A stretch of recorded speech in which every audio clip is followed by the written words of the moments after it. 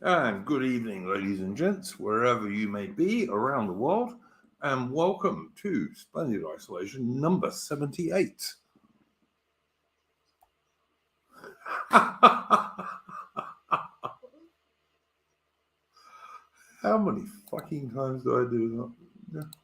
Sorry, guys, I didn't turn off my YouTube channel. Okay, as always, I'm going to start off with a tune. So there we go. Which one should I use? That one. Oh, I think.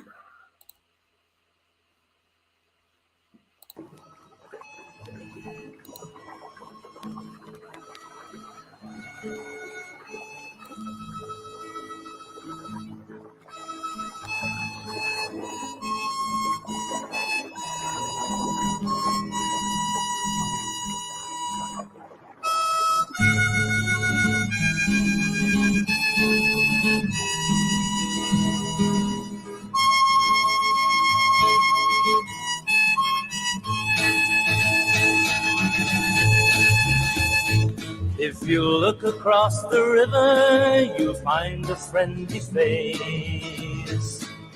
The great Limpopo River, full of power, full of grace.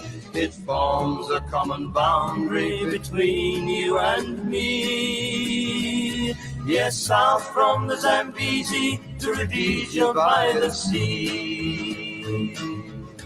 These are our lands, both young and free. These are our lands where it's good to be, where the sun shines down and the wild rivers run, and the warm wind blows when the day is done. Blue skies up above us reflect our smiling face. From the fairest cape in all the world to Rhodes' resting place, we'll stand together firmly in each other's hour of need. The flame lily of friendship is a friendly flame indeed.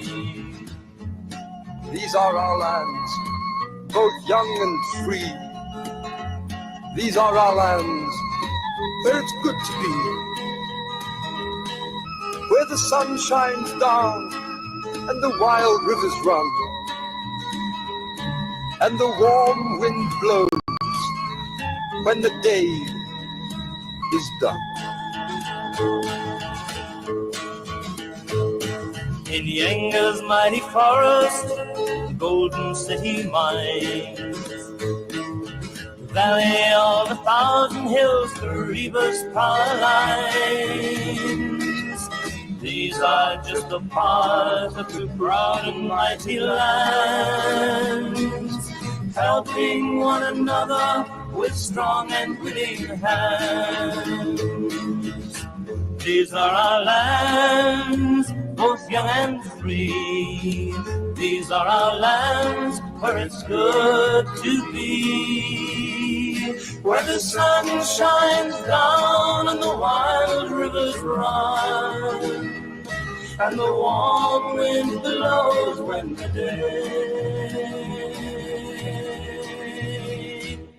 is done.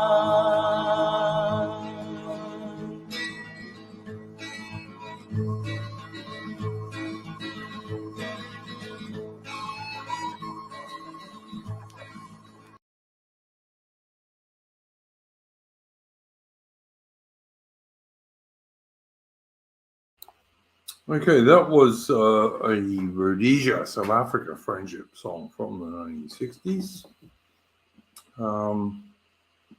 Back in the day. From Anglo-Welsh Productions, which is an excellent channel, by the way, guys. Go and check it out. It's got some really good tunes on it. Okay, guests, how are you going today, people? Ripple, how are you going? Doing pretty well. It's been a while since I've been here, so I thought I'd show my face again. Well, you're becoming famous, mate. You're going to events and all sorts of things. Oh yeah. Next I'll be on the news. Yeah, well, hopefully not actually for most subjects, but yeah. Well, Right. I meant an interview, not a headline. Yeah, I was going to say, yeah, absolutely. Yeah, not a Mitch, mugshot. Yeah, exactly. yeah, you don't want that sort of thing. Mitch, how are you going, mate? Yeah, I'm doing the same old. I've just been keeping track of like the usual stuff, and also just looking at, should we say, females' excuses for like keeping Roe v. Wade. Aside from that, same old, yeah. That's all right, mate. No worries. Well, Adam, how you doing there? Yeah, I'm here. Good, mate. And George, always happy to have you, mate, because you're an occasional guest these days. Hello. Hope everyone's well. Yeah. Nice to see you, man. Always happy to see you. Okay, so as always, what we're going to do. Sorry, I'm just checking on something on the Discord. I'm going to go around the panel if they have something to bring up as the first subject, and I'll go clockwise. So, Rupert, any first subject you'd like to bring up? Well, something I was thinking about recently on the back of reading an essay by Charles Maurras. Not very Anglo, I realise, but never mind. The future of the intelligentsia. Sorry, did you say Marat or did you say Murray? Maurras. I thought you said Charles Murray. I was like, oh, this is just Myra Avenue. But No, it's spelt Maurras, but I don't think you pronounce the S. all right. Okay. George, you can always talk about like statistics and all that. George Murray. Charles Murray being a naughty boy again. What, when he got cancelled the first time? Yeah. Oh, he's been cancelled like 20 times now. Yeah. That's why he's best boy. Yeah. Anyway, sorry, Rupert. I didn't mean to interrupt you. Apologies. No, that's fine. So he comes from the intelligentsia, and he's very, very much on the right, but tries to defend the intelligentsia, which is something which we would find to be a little bit unusual in the current context, I guess. So we probably have some fairly uniform views on what the intelligentsia is like nowadays and what we could do with it. But he wants to basically, in this essay, he tracks the history of the intelligentsia and makes a case for how it can be returned to what he views as its more like honorable place. And it got me thinking about the idea of what you could call like natural constituencies of the left and the right, whether they even exist, basically, because there are some pretty definite ones nowadays which have not always been so. And he's obviously coming very much from the position of the intelligentsia not being purely a preserve of the left, and it's that being a very recent phenomenon and something which should be reversed and can be. Well, look, I would argue that the most intelligent of the intelligentsia have never been of the left, but I mean, that would be just me. Yeah, I mean, he puts it down to people like Roger Scruton, etc. Oh yeah, definitely. But I mean, even he was shaped by sort of events that he came across, and so it was almost like a. In fact, I was watching an interview of his again today where he talks about the experience, and it does very much more sound like an emotional experience first, and then he kind of like reasons his way around to the positions later. It's being brought face to face with the student movement of the of what was it, 1968, I think, in 68, in France, in Paris, Yeah. And deciding that he wanted to be whatever the opposite of that is. Oh, actually, yeah, I remember him talking about that. Fair enough. Yeah, I saw that interview. Yeah. I've heard a quote by Scruton, supposedly by Scruton. I heard this for another source, so I don't know how accurate it is, but he was quoted as saying that conservatism was sort of reassuring or reasoning with people about their sort of predilections and prejudices on certain ideas, which I thought was quite a funny way of looking at it. Yeah, I have said in the past and been criticised by some people on the right for saying that the Scruton's problem was he was too nice. And I think that's a general problem of people on the right. They're too nice, Whereas the left, they want us dead. They want our children and wives raped and absolutely destroyed. The right is still relatively civilized and reasonable. And I think Roger Scruton was an absolute example of that. Like, he was a perfectly reasonable, good man. But it's just my thoughts. I don't know what you do think. Do we have a strong intellectual justification in the Anglosphere as to how you could be more of like an aggressive moralist in the way that like might be recognizable to the right? Getting a right wing, like a muscular right wing, basically that doesn't look like a certain set of Germans that we're that are opposed to associate with. Muscular Christianity in Britain in the 19th century, for sure, as a start. But didn't that kind of only work in relation to the society around it? Like, I kind of feel that would not have where am I going with this? It wouldn't be anywhere near as strong as if it came back today. It wouldn't, because it doesn't have anything to bounce off of.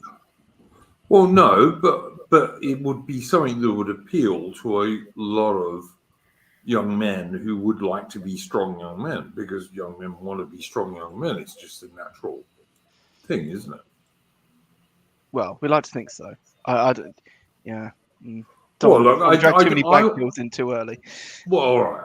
I would definitely say, if I was talking about people like yourself, Alan, or George, or Mitch, and most of the other people on my Discord, most of whom are young men, relatively to me anyway. They would like to be relatively strong young men, and to me, that's an absolutely natural thing for a young white bloke to think. Well, to some extent, we've kind of had it beaten out of us, for sure. A lot of the ideas of like respectability, especially in the English tradition, are to do with being a good boy who observes the law and doesn't get too uppity about. All right. You're all right, Rupert. This is where I would slightly disagree with you. Muscular Christianity in the mid to third half of the 19th century in Britain was not that at all. These chaps were very Christian. They were very fair. They absolutely wanted to support the rule of law and all this kind of thing, but they were absolutely, totally patriots at the same time, British patriots. Around the time of like the Indian Mutiny, or in 1857 up to about 1875, 1880, these dudes were actually a very big deal in the UK. Like I said, they were very fair. They absolutely believed in the rule of law, but they were total patriots, and they were told, like, Brits are the best guys in the whole entire world. I don't doubt that existed, but the issue, the issue that I'm potentially bringing up is that is there an intellectual movement behind this, and some kind of like ideas justification behind it, or was it something which was just a product of people who thought that way because it was common sense to them, which it isn't now? I think there was a bit of an intellectual movement behind it back in the 1850s and 60s, yeah. Because the only thing that comes to mind to me would be anti-Catholicism, which spurred things like the Gordon riots. No, you see, because no, absolutely not. The muscular Christianity movement in the UK wasn't that at all. It was, in fact, some of them were. In fact, most of them were High Church of England blokes, so they weren't that far from Roman Catholicism anyway. They would probably disagree with that themselves. Well, they might have done, but the High Church of England is like closer to it than not, shall we say? I don't disagree, but I mean, it's funny that would be like a low church talking point to use against them. Well, it would, but I'm not low church, and I'm I'm an agnostic, and so much as I actually have said in the recent Australian census that I was Church of England, which I am. I was baptized in the Church of England, and that's because I wanted to piss off atheists, basically. because atheists said, no, don't say you're a Christian. So I said, well, okay, I'm absolutely a Christian. But the point is, the High Church of England actually has much more in common with the Catholic Church than with Presbyterians and what have you, shall we say? I don't necessarily think that they saw it that way entirely. I mean, they like a lot of the so especially early on.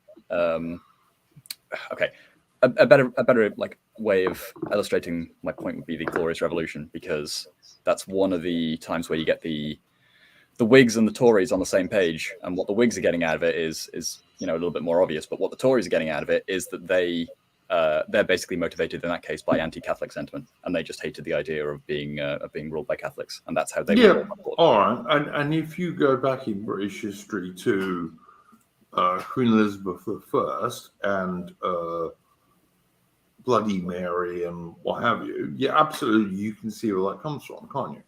But yeah, I mean, it definitely extends through into the Civil War as well, because the idea of Catholics being brought into the war on Charles's side was something which was animating for both sides against Charles. And yet, look, I mean, look at my avatar. I'm a supporter of the Duke of Wellington, and it was the Duke of Wellington who made it possible for Catholics in the UK to join the Army and the Royal Navy officially. Of course, many of them had joined it without saying what their religion was, but he made it possible for them to join it officially. Yeah, so that would kind of give you my view on this stuff.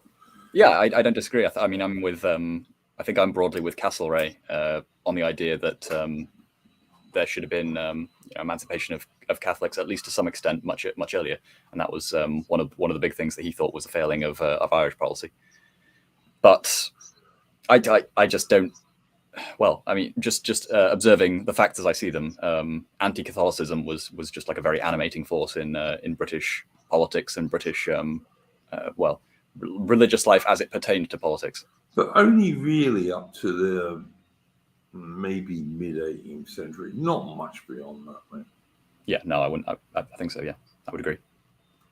So, like, by the time you're getting to Muscular Christianity in the mid to late 19th century, that wasn't really a deal. Well, that's when you're getting atheism drastically on the rise. Sure, but you're also you're also getting a lot of British officers and some British upper ranks who are into this Muscular Christianity thing, which was more Christian than it was specifically Church of England. I mean, yeah, there was Church of England guys who supported it, but there were other guys who supported it too, and there were Catholics who supported it. Yes, but I mean, again, just going back to like what my point is I see that as, or until I find evidence on the contrary, that seems like not like a wide scale thing, or at least not something that is founded in like a particular intellectual tradition beyond a group of men who kind of saw it as their own version of common sense. I mean, let's be honest as well. The anti-Catholicism of it was kind of very much pinned to its time.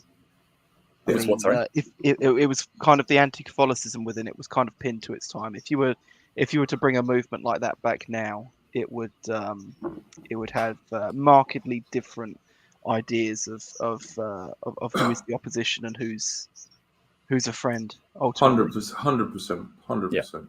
Yeah. I mean, like I don't know, Rupert. Like I'm not you, obviously, but I suspect that you would get on perfectly okay with someone like Apostolic Majesty who's a Catholic. Oh no, I'm not saying that I dislike Catholics personally. I'm talking about a historical phenomenon. I mean, I'm quite a fan of a lot of that was all Catholic tradition. That was all I was trying to say. Like the British anti-Catholicism, pretty much by the mid-18th century, was largely dead. I'm not totally, but largely it was dead by then. And the thing I'm talking about, which was Muscular Christianity, was more ecumenical in many respects. But I think at that point you're kind of witnessing a dying phenomenon already, and I think the maybe the downfall of the anti-Catholic sentiment. Maybe you could point to that as one of the things that took the wind out of the sails of British muscular Christianity as a wide-scale phenomenon beyond like a handful of people. Because I'm sure that you could find plenty of people in the army nowadays who would still exhibit this same kind of. I don't think you'd find plenty, but you would find a few. Yeah. Yeah, some. No. But obviously, Okay. this isn't. No, listen, man. A good first point. I think like you and Adam and George made good points that to some degree it was about what was going on at the time. Because you can never take history out of context, which I think actually the left does constantly. They take history out of context. But we on the right can't do that because context is everything, really. Yep. So, yeah, I mean, I'm not disagreeing with you, man. But I just think that in the mid to late mid-19th century, Britain had some pretty cool guys with some pretty cool ideas. Basically, they were all about defending women and children and being really strict to the law, and they weren't bad people, is what I'm trying to say, I guess. I certainly wouldn't say they would. Say they were. No disagreement there at all. Yeah, fair enough. Mitch, any first subject to bring up? There's like the usual stuff I cover about Ukraine. Other stuff I've been focused on is just like normal stuff with Roe v. Wade and usual sort of. I've heard, and also there's a geopolitical stuff kicking off, like China talking a lot more about taking Taiwan and stuff like that, and the British Army being cut by another 10,000 personnel.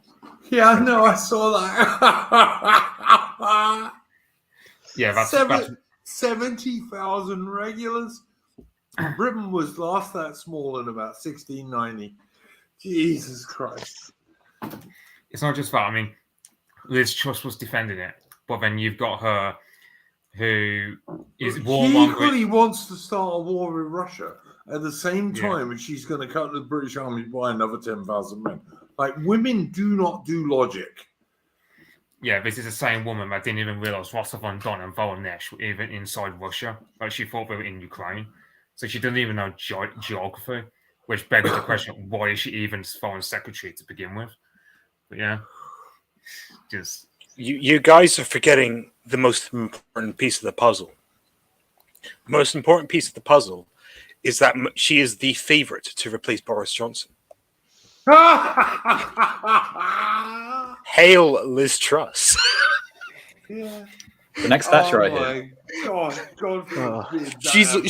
She has epic vagina. She will save us all from the terrible economy, bro. She will lead us into the epic crusade against Putin. God almighty. If that happens, I think I will absolutely finally have to say I'm no longer British. I'm sorry, I will. What? We just get Crimean War 2.0. I don't want to be in charge of a light brigade in that scenario. I'd just be like... No. No. I'm sorry. You're wrong there, Mitch. Britain won the Crimean War. We won't win a war with Liz Truss.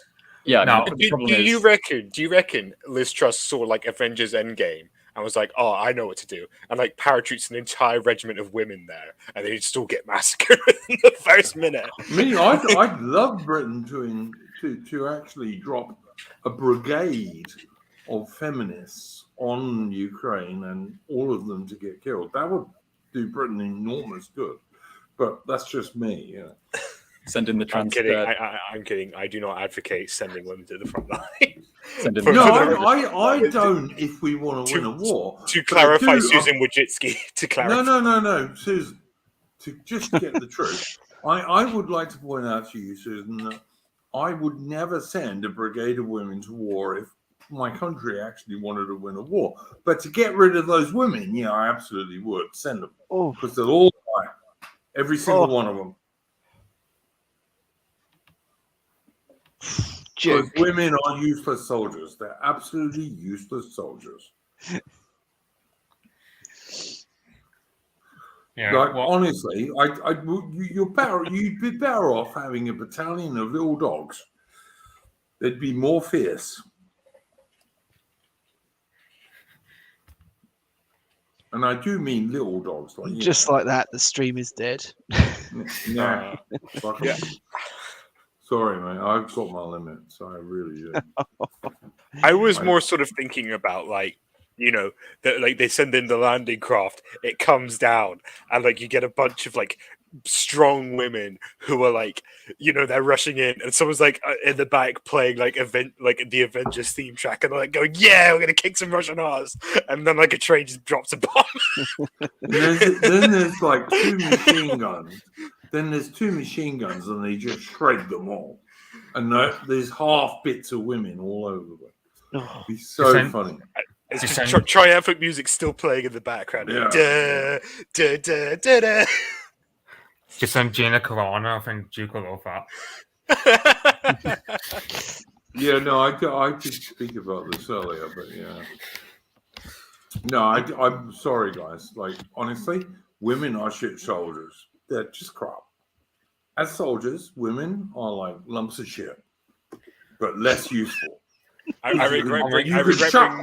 You can chuck George, why have you done this? At the enemy.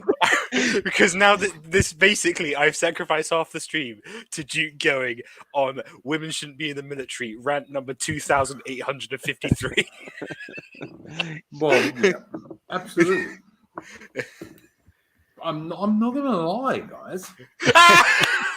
We know how you feel. We don't need to hear this.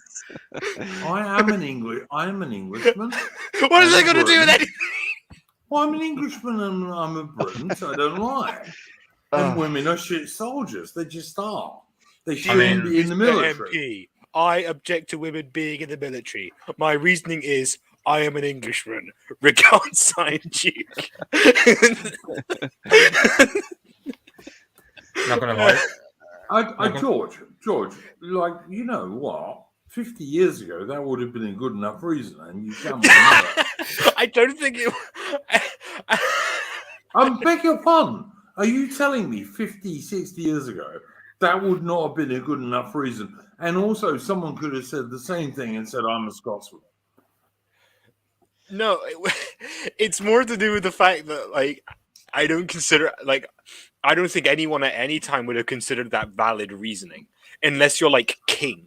Unless you're king and you're like, "Oh, I'm king. I do what I want." Yeah. Like, were there any women in the military 50 or 60 years ago? Well, no, but the reasoning wasn't I'm an Englishman. But okay, so the reason wasn't, all right, hang on, let me get this right.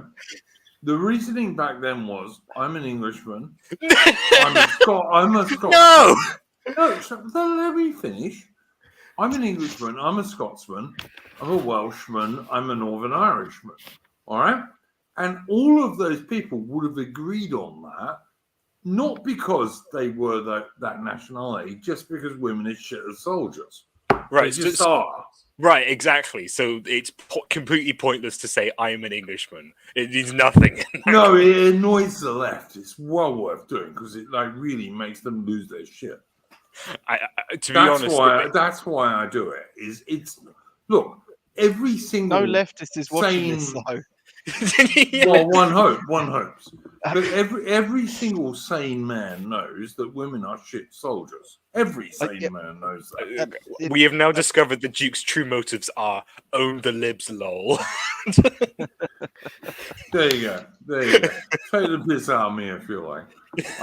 Listen, I don't claim to be the most progressive in the inverted commas of like people on the right. I'm not. You know, like people call me a boomer. I'm not actually a boomer. Well, but yeah, I'm mean, fairly boomer close isn't an age; it's a state of mind. So no, I'm fairly close to being a boomer. It's a form of spirit. I'm not. But Honestly, I just listened to all the people I grew up with who knew this stuff, and I've just watched women over like 50 bloody years, and women are shit soldiers. I'm sorry, they just are. They're scared most of the time. Yeah, we know. But Duke, I think we got that the first 2 billion times you've talked about. Well, I'm just going to carry on. Jobu, move on. Move it on. Jobu, look, you Yeah. don't have to watch Jobu's my right. streams, mate. You can he's fuck right. off. You can fuck off and not watch my streams. I don't care. All right? All right. So anyway, where are we? Adam, it's your turn. Was there something you wanted to bring up? Did Mitch finish his point? Oh, sorry, Mitch. Did you finish your point? Beg your pardon. I mean, what? I think that was my final point, was just on Liz Truss defending cutting the army by another 10,000. I think that was my final point. Yeah, I thought that was fabulous. It was like, let's start a war with Russia, but cut the army by 10,000 men. That is women logic at its finest. All right. Okay. Did anyone want to talk about this mortgage issue? This plan to bring in 50+ year mortgages where they could be passed on to people's offspring. Carry on. Wait, no, you're kidding me, right? No, I don't think so. No, he's not. I've seen it on John's channel. Yep. John Cavalier's channel. It's been on there. It's a true story.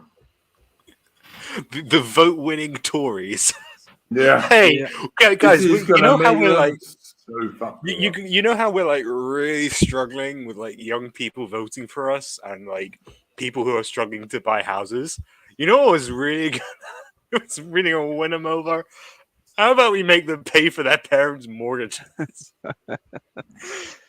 Yeah, and it's like what they're doing is they're tying it into inheritance tax. So like your inheritance tax will be lower if essentially the house is being passed on with a mortgage still attached to it. Communism, here we come. I mean, the thing is, it's kind of funny as well because they're advertising it as like, oh, people will be able to move into bigger homes, their dream home, and it's like, right, but I mean, because of course increased life expectancy and that now you're going to have people that are like inheriting their parents' houses when they're sort of 60, 70 years old. And you know that's not really going to do them any good, I don't see. But you know, it causes other problems, I imagine, as well, because you're going to have an issue where people are going to have preferably a home with a mortgage on it or renting or whatever, and they can't have an economy where the house market is the house price is going down. They're also incentivized now to push the government line because they won't be able to afford it if it goes into negative equity, because they're literally going to be inheriting it off their parents. So Liam, you said surely making them property owners gives them a stake in society. Is this going to make them conservative? Well, I mean, it entirely depends on the context in which sort of these houses are being given over. I mean, if you're being given a house with a ridiculous mortgage and you're just an average earnings Joe Schmo, you're not going to be pretty happy with that. And you know, then you have to sell off your parents' house just to pay off the mortgage you inherited. That doesn't sound very fair to me. That's just pretty costly. I mean, yeah, and as Adam and you were saying, you know, a lot of people could make a reasonable inheritance based on it. Like, I'm set up for a reasonable inheritance. I mean, I'm a posh twit, but like, but I mean, of course, I'm not going to get that until I'm like 85. So, I'll probably be living in a wee pod until then. But yeah, I hope that that's a new government genius plan. I love it. Yeah, I mean, the thing is as well, like, I don't understand why they're pursuing it. Like, obviously they have this interest to keep the house market going up. Yeah, but I think that's this the key seems. I suspect this comes from the banks, to be honest. Yeah. Because the banks probably are absolutely hating the idea that people are like, yeah, well, how about I just do minimum repayments, and then my children get the house without having to pay off the mortgage. I'm betting that's what they're thinking, and the banks have like said, look, if you want us to keep donating to you, you're going to do something about it because we're losing a lot of money. Yeah. I mean, that might be part of it, but the fact that there's so much high value property floating around that the people who actually want to do a lot of the house buying in the either mid earnings or even not even a house owner, not even a homeowner yet, trying to unlock that housing stock for those people is probably a big part of it, and just the general continual inflation of the housing market to make sure that all the homeowners keep all their equity, because obviously if there's a housing market downturn, nothing's going to kill the Conservative Party politically faster than that. Yeah. I mean, But would I it mean, kill them though? yeah. Because I would make the case actually that a better housing market would like maybe the Conservatives don't need to decrease housing prices, but if not, then they need to keep them steady and let wages actually catch up. Because the actual vision that I have is that in 20 or 30 years' time, the typical voting demographic for Conservatives, which is 30 plus professionals and people who have a reasonable amount of career under their belt, they still cannot afford a home or even be close to afford a home. So they won't, if you can't afford a home, you don't have 2 or 3 bedrooms to have your 2 or 3 kids in. These people aren't having kids. They may not be getting married. And that is a classic sort of metric for whether you vote Conservative. It's if you're married and if you have homes. So my actual prediction is that long term, if the Conservatives don't sort out the housing market, they are sunk as a party. Probably. I mean, that's why throughout like the 40s to the 80s, probably even a little bit beyond, is that their grand plan was to try and get everyone to be a homeowner. Probably for some amount of this reason, but also just with ideological justifications behind as well. Yeah. I mean, the issue though is that they want to simultaneously make more people homeowners and also not depreciate any of the existing homes. They want to keep the housing market on the up, so that people with mortgages at the moment can stay solvent and people continue to feel richer than they were before. And it also just makes for good numbers on all the economic metrics, and they get to parade those around in the news and talk about how great the economy is. But that means that the only way that they can do it is just by, again, continually inflating the housing market with new access, like new ways to access credit and subsidies and things by the government, just to try and make sure that everybody can get in the market, rather than actually like changing the dynamics in any way by adding any significant amount of housing stock or reducing demand in any way or things like that. Yeah.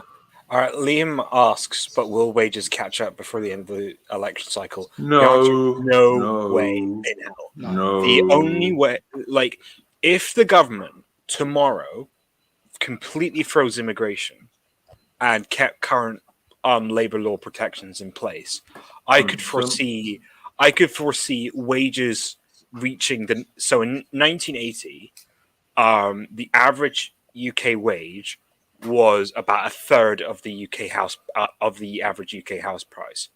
For that to happen in the UK to get today, the government would need to freeze immigration for something like 50 years. So it's a long-term. It would be a long-term game for them, and of course, the Conservatives don't think about the long term. They don't. Well, I mean, to be fair, no Democratic Party thinks about the long term, because it's not what they're designed to do. I think it was Thomas Sowell who said politicians' first objective is to get elected in the next election, and their second objective is to receive the donors to get them elected in the next election. So, this is a long term thing, and democratic governments are notoriously bad at this. So, I don't think that's going to happen. Well, there's no incentive in a democratic system to leave anything on the table. You want to clear everything off and not leave anything for your competitors, your opposition. Yeah. But like by the same token, I mean, you said about like freezing immigration. Even though that would help the job market, but like the house market underpins so much in this country that not no line go uppy would do substantial damage to the economy in other ways. I mean, look, look, guys, we've got to be fair about this. If you did not have mass third-world immigration into UK, Who's going to make my coffee and prep? House price rises would be far, far less than they are, and you would not have continual downward pressure on wages that you get from mass immigration inevitably. This is not rocket science. Yeah, but pensions but if that's just, prices. Yeah, so I mean, something that I was actually about to bring up was so I'm not sure you guys are aware about this in your own lives, but there is currently a huge labor shortage at the moment, and all the employers are kicking up a fuss. And of course, this is actually part of the reason for the quote recession, unquote, because and the reason I call it a quote recession is because the actual recession hasn't happened yet. What's actually happened is that people are doing, the average person is doing better off in terms of their wages, just about after inflation. I mean, inflation will be another story, but people are making slightly more money because of the labor shortage, and employers absolutely hate this at the moment because it's not what they've been used to for the past 15 years. Surprisingly enough, even though there's been 1 million people coming in this year, I'm suspecting that you're going to see a huge amount in the next few months of basically people in the South, well-to-do, well-offs, basically complaining that, oh, there aren't enough coffee shops anymore, and oh no, does anyone? Let me ask you this, George. Does anyone really care how many coffee shops there are? Oh, you better believe it. That was like an entire thing. Like, people really care about shit like that. I mean, that's the sort of, that is the cosmopolitan mentality these days. You know, you wake up at 7 o'clock, you go to your shitty job, but before you go to your shitty job, your highlight of the day is you get your pumpkin spice latte, and then you work in your wagey cagey for the next 8, 9, 10 hours, and then you go home and get excited for your next pumpkin spice latte. That's the cosmopolitan dream. Yeah, dude, don't you realise we need more Christinas from Bratislava to staff our preps? Like, we need more. Who's gonna fucking hand my new dill and salmon sandwich? Like, oh my goodness, who's gonna do that with dill and salmon? Yeah. Like, I mean, that's the actual urban-rural divide that you're seeing. I mean, yeah, that's the world we're going to. See, I used to like going to, like, when I lived in London when I was a kid. I used to love going to like the National Army Museum or the Imperial War Museum or the National Maritime Museum, or I'd go to Greenwich and I'd go to the bloody what's it called, the thing where they work out the prime meridian and all this stuff. I used to like going to stuff like that, and St Paul's Cathedral and Fire London Monument, and like all this stuff, which was absolutely British history. But I don't give a shit how many coffee shops there are. There can be none. I would not care if there were no coffee shops anywhere. Right, but here's actually the funny thing is that I often think that rises in food prices actually end up affecting the middle class more than they actually end up affecting the working class, because you won't find a working class person that hasn't at some point had to think about the price of something and put it back on the shelf in the shop. Yeah. We'll buy eggs instead of mince. Yeah, I mean, that's a decision they've all had to make. It's not really a existential change for them, but for a middle class person to stop being able to go to Costa or Pret it's kind of quite a big deal to them in terms of how they view themselves. Yeah.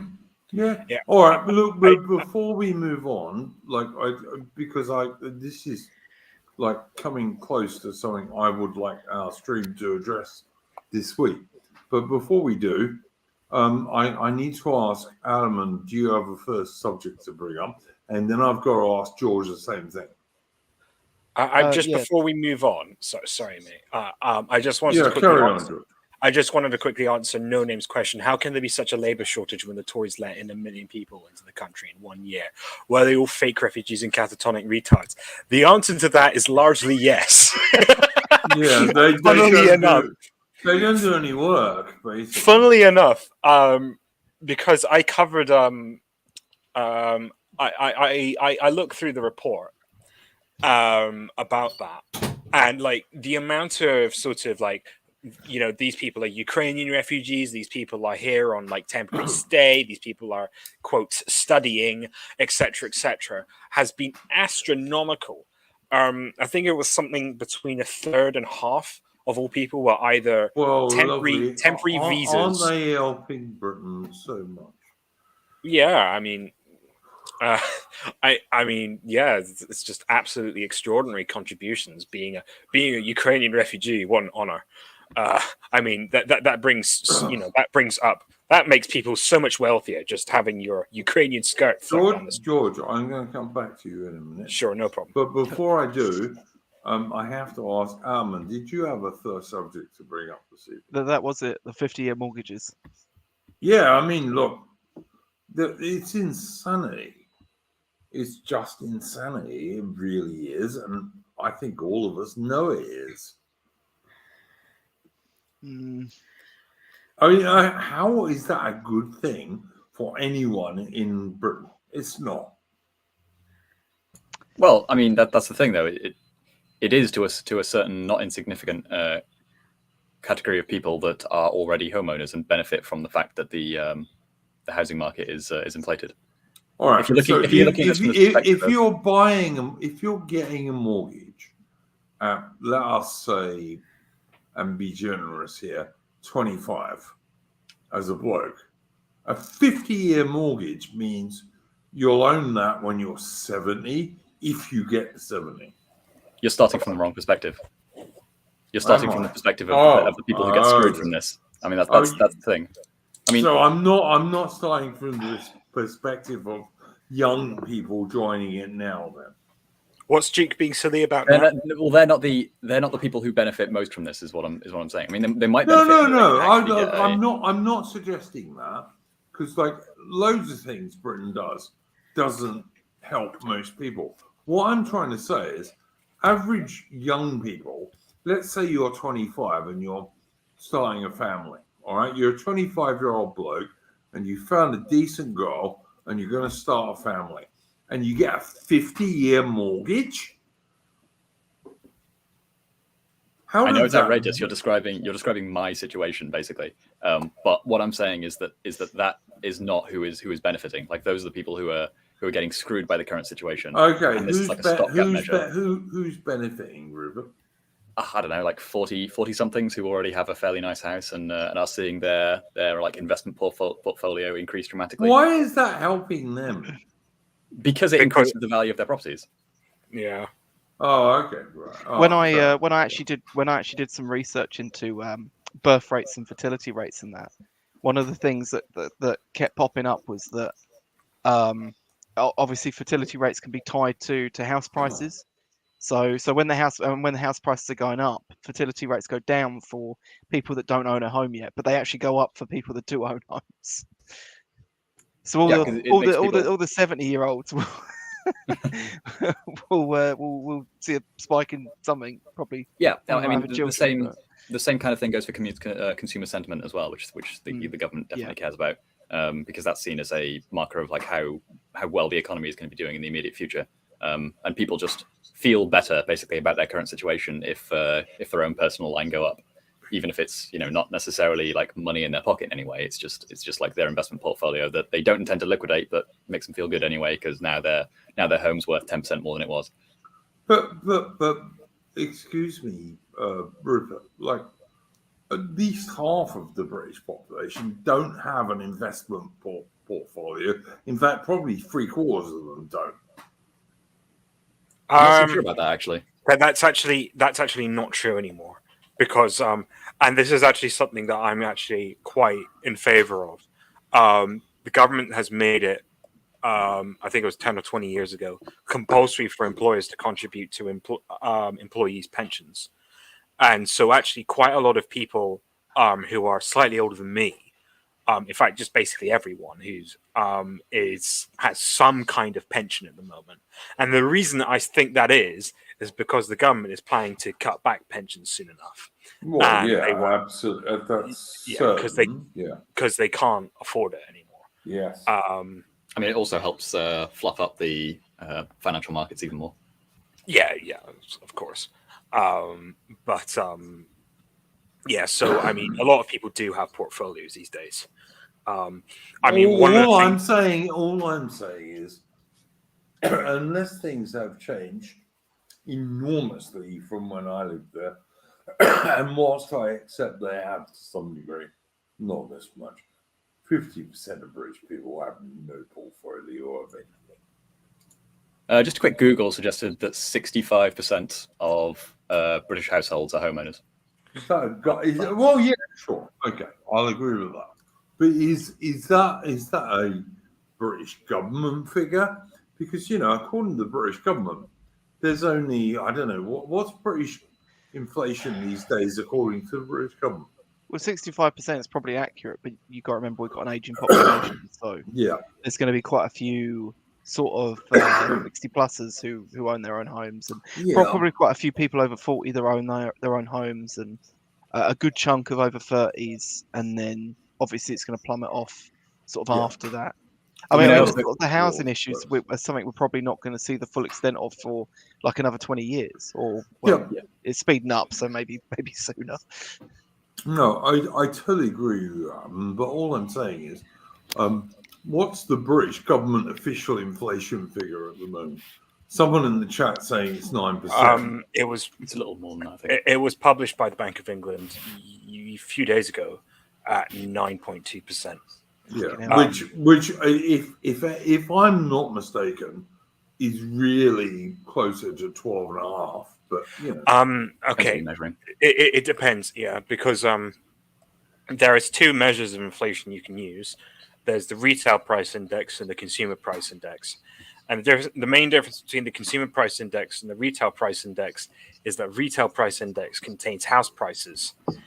Now, the funny thing about when the government decided to use the consumer price index versus the retail price index, they dropped the retail price index in around 2000, which is when they started mass immigration. It's hilarious. You can't make this shit up.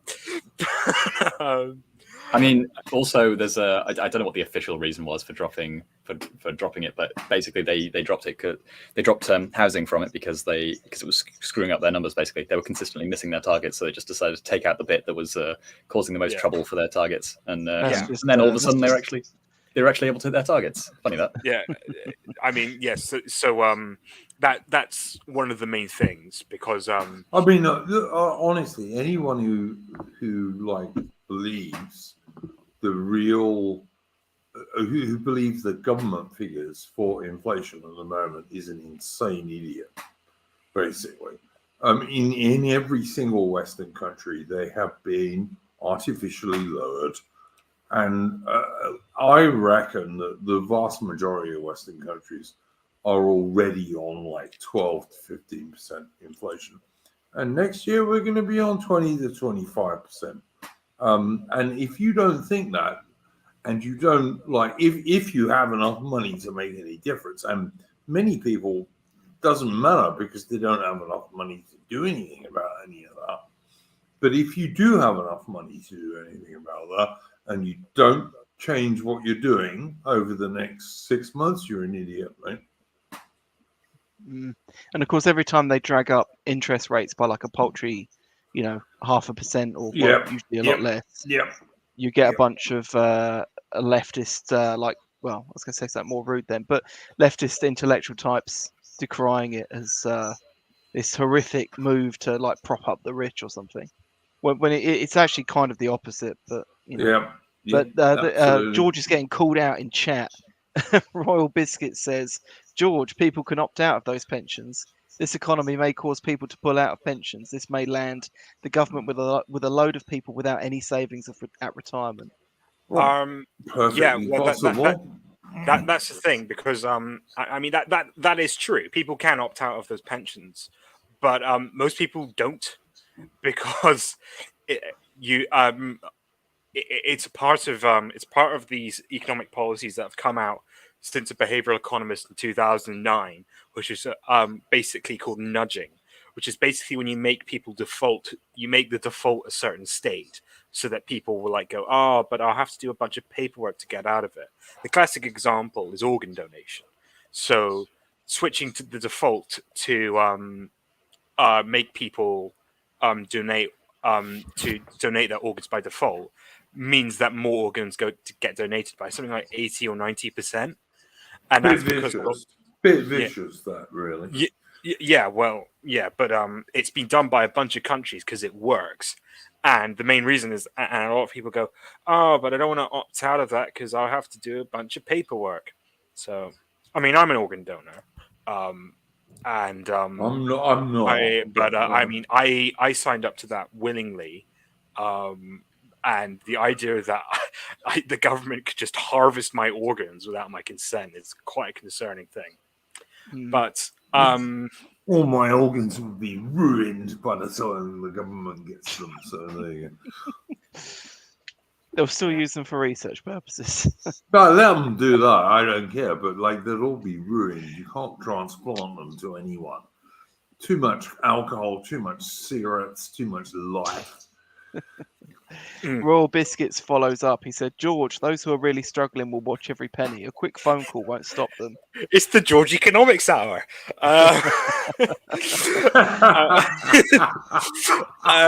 That's going to be your new stream, isn't it, George? Okay, to the George Economics Hour. George is going to start the Normie Economic Hour. Yeah, sure. Some really, really people who are really, really struggling will do that. The amount of people you think there are who are like that are not as many as you would imagine. There's a lot of people who are like, you know, they're not at the absolute poverty line. They are slightly above it, and they are doing, you know, they're struggling. And like, my heart goes out to them because it's not a nice place to be. I will probably be in there before too long. George, you won't be in there, but with all due respect, there are a lot of people who are just about above that poverty line who are going to be submerged over the next 18 months. I'm absolutely certain of it. I mean, it depends. The main thing it depends upon, I would say, is if the government basically says, look, we've got to, we can't have this labor shortage continuing, and then they open the gates. And if they, I mean, that will make it worse. That will make it worse. If the government basically doesn't do that, which, you know, is unlikely. Yeah, very unlikely. Yeah. These people might actually do okay, because wages have actually, in real terms, risen since 2020. Quite crazy, but but yeah. So I mean, all right. Mitch in the chat has come up with something that I have to address. George Economicsburg, me, Ukrainian Warsburg, Duke Women'sburg, Duke's the incel. Rupert August, which is crazy because, like, I bet I've got more women than all you guys put together. But all right, yeah. I was never an incel, guys. I'm 6'2". It's a mindset, Duke. It's a mindset. Mate, I'm 6'2", not too ugly, and I was a soldier. And women kind of like that sort of man, I have to tell you guys. But yeah, but having said all of that, I would just say this. Like, all of the West is going into a depression. We're not going into a recession. We're going into a depression, which is going to be made entirely uncertain just because of the amount of currency that's been printed. All right. And I reckon this is our best chance for real economic change, because I think if we're going to get some sort of collapse, some sort of absolute everything's going to be topsy-turvy, this is our best chance. And so in some respects, I'm looking forward to it because it might give us a small, maybe, perhaps, chance of changing things. Well, change is almost definitely coming. Almost certainly coming. It's just a case of what kind of change, because it might not necessarily be what you want. No, it might not be what I want. It might be more global homo or whatever, but it might be that nations will suddenly decide, no, we can't do this anymore. Well, what we are seeing at least is some amount more energy autarky, which is something, I guess. Well, except in Britain, of course. No, Britain is one of the places that's been trying to push for this. Oh, okay. So explain to me how you can have Liz Truss in Britain. Now, all right, Liz Truss is a bin. She's a moronic woman. But you can have Liz Truss saying, let's start a war with Russia, but let's cut the British Army by another 10,000 men. Explain to me how any of that makes any sense, unless you're a fucking bin. I mean, if they're struggling on recruitment anyway, and their assumption is that they'll just be able to leverage technology instead, which I don't think is true. But assuming that's what they're thinking, then yeah, you can square that circle without too much issue. I can definitely see how meeting goes well. Only if you think Liz Truss is an intelligent person, which she is not. Or she's not actually making like most of these decisions, and they're being made at a different level. Yeah, no, all right. I totally agree with you, Rupert. The real person making these decisions is Mrs. Alexander Boris Johnson, the Prime Minister of Ukraine. Of course, he's the main person. He, it, she, whatever you want to call him, is the main person making these decisions. I mean, again, I have some doubts that the grand strategy of British defence policy is being masterminded by, or being allowed to be masterminded by someone who doesn't know where Rostov is. Okay, so like I said, maybe it's Mrs. Alexander Boris Johnson, or Prime just Minister of Ukraine, or just some like anonymous people in the armed forces hierarchy somewhere who have been selected for some like political reasons, and their advice is just taken that everything's going to be drone warfare now. We're not meeting our recruitment targets anyway, so whatever. What? So are you talking about the head of the British Army at the moment, who has actually turned around and said, "We are training young British men now to fight in World War III"? Well, presumably not him, but maybe. Because, like, to me, this is all insanity. Like, when I joined the British Army in 83, the British Army had 1,100 tanks, plus some reserves. Today, the British Army has 145 tanks. The British Army used to have, I'm trying to remember now, when I joined, what was it, 180, 190,000 regulars? Now we have 80 being reduced to 70,000 regulars. When I joined the British Army, the Royal Navy had 70 destroyers and frigates, and today it has 17. When I joined the British Army, the Royal Navy had at least 12 hunter-killer nuclear-powered submarines. Today it has 5. I'm sorry, I'm just getting bored with this bollocks, mate. I'm really getting bored of it. And the RAF, I'm not a big fan of the RAF, because the RAF deploys only somewhere where there's a golf course. But having said that, the RAF, back in the day when I joined the British Army, was like a pretty powerful air force. It is not anymore. Well, I mean, I know a few flyboys, and let me tell you, none of them play golf. So, I'm calling you on that. Yeah, all right.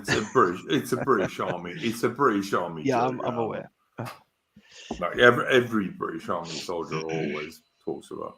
But look, it's just like, honestly, British Armed Forces have never been weaker, and we have a supposedly conservative, in inverted commas, government that wants to start a war with fucking Russia. The British Army would not last 2 weeks against the Russians. Yeah, but Duke, don't you realise we're going to... Boris Johnson said that he was toxic masculinity that caused the war in Ukraine. Like, Yeah, he did. He did. Yeah, we gotta get we gotta get like the likes of Jess Phillips to BTFO, toxic masculine Putin. Thank you so much, Mitch. I wanted to bring this up. Oh yeah, Putin's dying. Mrs. Alexander Johnson, the Prime Minister of the Ukraine and the wife of his husband, turned around and said that Putin has too much toxic masculinity. This is the state that we are in today. It's disgusting and appalling. I mean, Boris also really look up a certain woman by the name of Catherine back in the 18th century if he wants to look up what Russian women are like. Well, he could even look up Mrs. Thatcher, for fuck's sake, you know.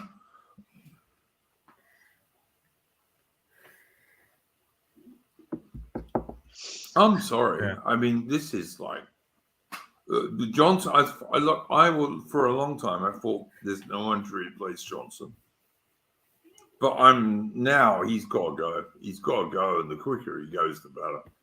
And when I say he, I'm using that he in inverted commas because he really is vile thought, watermelon green wife's cuck. I don't know. I think you're underestimating how much of this is also just Boris's idea. Well, that could be true too, mate. But I mean, as far as I'm concerned, it's the same thing. He's got to go. He's got to go, and he's got to go soon. Well, he's not, and we're stuck with him. So no, we're not. No, we're not. yeah, Someone else needs to replace him. He's got to go. Need and will are different verbs, Duke. Well, all right. Yeah. The Conservatives will lose the next election unless they get rid of Johnson. They will lose the next election. I mean, unless we get someone like Dominic Raab, what's really the point? I mean, Rishi Sunak has spent assets at this point, so we're not going to get him. Liz Truss, what's the chances of her? No, it's got to be someone on the right. It's got to be someone on the right. But other than that, Johnson must go. And what are the chances of her? Michael Gove is not going to win. George used to be a Michael Gove fan, I believe. I'm not. I wouldn't describe myself as a fan of him, but more of an enjoyer. What I will say is that Michael Gove gets it, and when I say he gets it, I mean he understands how politics works, and the probable reason for that is because he's the employer of Dominic Cummings. And Dominic Cummings is the real guy who understands how politics works. Cummings is the guy I'd like to have as a prime minister, but that's just me. I don't think he'd even take it. But that's not what Dominic Cummings is about. Dominic Cummings is about getting stupid people to do the smart people's jobs for him. And also, you might be thinking of me, Duke, because I've spoken positively about Gove in the past. Yeah, you may have. Rupert, but I know George has quite frequently. No, I enjoy. I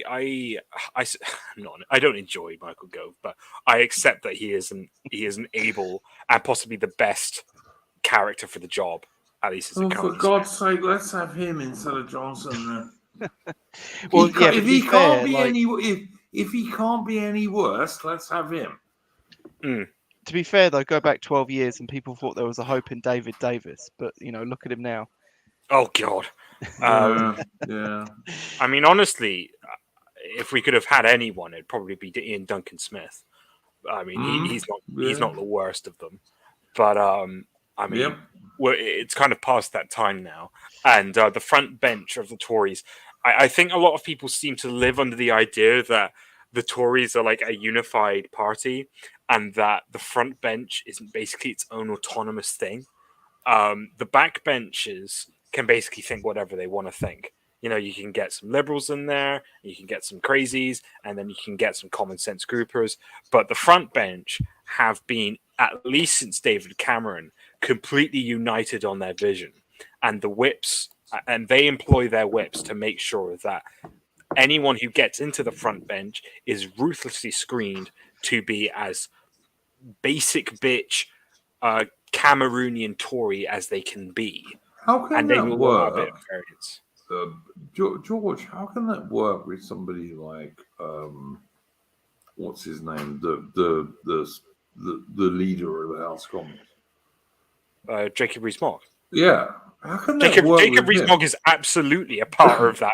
Yeah, no, I know he is. All I'm saying is, how did he go from being supposedly pretty based, although I heard him say some dubious stuff about his dad, to where he is now? He was never based. Why? I don't understand why people think this. For the longest time, he said, "Look, okay, I'm a Catholic, and that means that I oppose abortion and gay marriage privately." But he never said he'd oppose anything like that publicly. And that's basically been, and the Tories will accept that because that's not affecting the actual government. And so the actual government is completely aside from people's own personal views. It's what they actually do.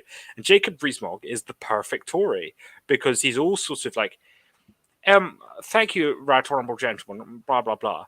He's got he wears the nice suits. Everyone likes him because he's sort of like, oh, he's a nice English gentleman, isn't he? And he doesn't say anything controversial. He's a classic sort of pathetic wetbag Tory, much like Macmillan and Eden before him. Eden. Yeah. Macmillan more stood to the top of my head because he was also a posh as shit wet bag. But I suppose you could also apply that to David Cameron. But anyway, Duke, when's it my turn to talk? Because I want to talk about my thing. Well, it's your turn to talk now, actually. So yay! All right. So, is anyone ready for some black pills? Oh no! Oh, don't go too black pill, mate. Because the first statistics for the census have been released. Everyone, census. That's it. Yay! Yay! I love the census. Right. So, the main thing I wanted to cover to do with the census is that the official statistics indicate that the UK population has increased 6% since 2011, and you're going, 6%. That doesn't sound like much. Which is when you have. But here's the thing. Not any of it is the real Anglo-Celtic population. Well, yes, but so if you do the numbers, 6%. If you apply that for until 2066, which is what everyone wants to talk about. The projected population then for England and Wales only, not Scotland, Wales, and not for Scotland and Northern Ireland, is 75 million people. 75 million, and that is not including. Imagine that is living in Britain with that. That is not including the people who didn't sign up on the census, who for whatever reason. Yeah, that'll be at least another 2 to 3 million by then. And now, for the younger people in the chat like myself, in 2080, so when we're all old timers and we're hoping to see our grandchildren, that statistic will be 96 million. 96 million people in England and Wales. The other interesting black pill I wanted to bring up, because the ONS hasn't published their ethnicity statistics yet. They're waiting until October to do that. And I assume I can only imagine why they're doing that, because they want to say the statistics are out, the big statistics are out, and then they don't want to bring up the actual things that are interesting about the statistics. But The other thing that was interesting to me is the gender ratio in the UK. I shouldn't say gender. I should say sex ratio because gender is a stupid term. Yeah, it's fake. Yeah. Men to women is what you're talking Yeah. about. So, in my age group, it's not too bad. There is 20,000 more men than women. However, that's 20 to 24. However, for people aged 15 to 19, there is 100,000 more men than women. That's healthy. That's so healthy. That isn't going to lead to any problems at all. It's so healthy. And 10 to 14, it's exactly the same. And 5 to 9, it's exactly the same. So all in all, It'll be great. people below my age, there is 500,000 more men than women. That's just going to work out so well. You can just see it's going to. I mean, given women's hypergamy, so women are always trying to work themselves up. They want a richer man, a better, more handsome man, etc., etc. I think the easiest way to explain this to people who don't understand it is like on Tinder about 80% of women are after the top 15% of blokes. Yeah. They're not interested in anyone below the top 15% of blokes. 80% of women. So you can imagine. To express that in real statistics for a minute, the average woman, so the 50th percentile woman in terms of looks, swiped right on 15% of profile pictures. Yes. Yes. Now, to be and this is a pre-average bird. She ain't that great, let me tell you. Now, to be fair, and to contextualize those statistics a bit, on Tinder in particular, because I know about this because I was a fucking MGTOW for a minute. Laugh at me for that. No, don't worry. I'm still vaguely attached to MGTOW. But you can laugh at me for that. But to contextualize that a fair bit, Tinder is twice as many men than women. Yep. And also, a lot of these dating sites, it's not fair on men because women do not exclusively rate on appearance. Men almost exclusively rate on appearance and sexual history. Women rate on tiny bit on appearance, but mainly your economic ability, and other elements of your character. When women say, for instance, that they like funny men, people think, well, funny, what's that? What's the evolutionary quality of that? well, the actual thing about women liking funny men is that actually people being able to make other people laugh is actually related to your IQ. It's not strongly related, but it's reasonably related. And so basically what they're doing is they're rating your quick-wittedness and your ability to think about multiple situations. George, 10 years ago, right, when I was 47, I was on Tinder for a bit, and I got women occasionally stroking right for me. I never did anything about it. I just thought it was interesting. But I'm 6'2" and not too ugly, you know. And I was a soldier all my life, and women will do that shit. For average blokes, it's just crap. It's it's nonsense. Yeah. So the general rule is that for most men, you really shouldn't be on there. Anyway, the main thing that I wanted to talk about, because I was talking about the statistics on this, is that sure. So I mean, of course, the lopsided sex ratio is pretty bonkers. But it's going to be harder for men to find girlfriends and etc.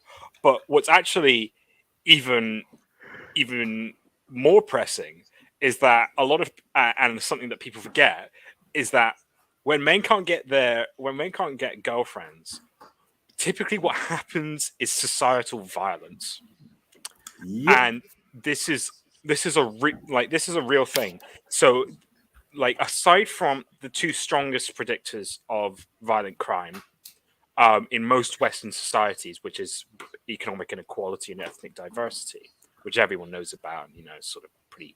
George, You George, could I just interject here one point? Sure. Of course, how many hundreds of thousands of Pakistani people will still be marrying their cousins, by the way. But yeah, sorry, Yeah. that's all I wanted to say. Sure, but like, the West has not really seen in a very long time, because it's not really what Western societies have ever really done, what it's like to have more men than women in society, because we're not always been pretty even numbers. Well, it's always either been even or it's been majority female, and that's because, you know, men go off to the colonies and die. Or they fight in World War One or World War Two, and they die. But you know, women don't. It's not ideal for women, but the thing is that women aren't as dangerous as men. Men are pretty fucking dangerous when they're pissed off. No, women are at least as dangerous as men. You know as well as I do, George, that the average little chick could beat both of us up without even thinking about it. Hollywood shows us these movies every week. Yeah, but if you have more men who are like really struggling in these areas, what I'm predicting, because these people are, you know, by and large younger than me. So I read off the statistics for 15 to 19s to 4 and unders. But in 10, 20 years time, when these people are young men looking for spouses and they're not getting any, oh boy, that's a tinderbox. That is a tinderbox waiting to fire. But don't forget, what they'll do, George, at that stage is just say it's more white male. What's the word Mrs. Alexander Johnson used about Poon? Toxic masculinity. It's just more white male toxic masculinity. That's all they'll say. Well, I mean, this is actually the other thing that I wanted to talk about in relation to this, because there is another behavior you see when there's more men than women, and that is some of the men start effeminizing. Oh my god! Yeah, well, we've and seen that.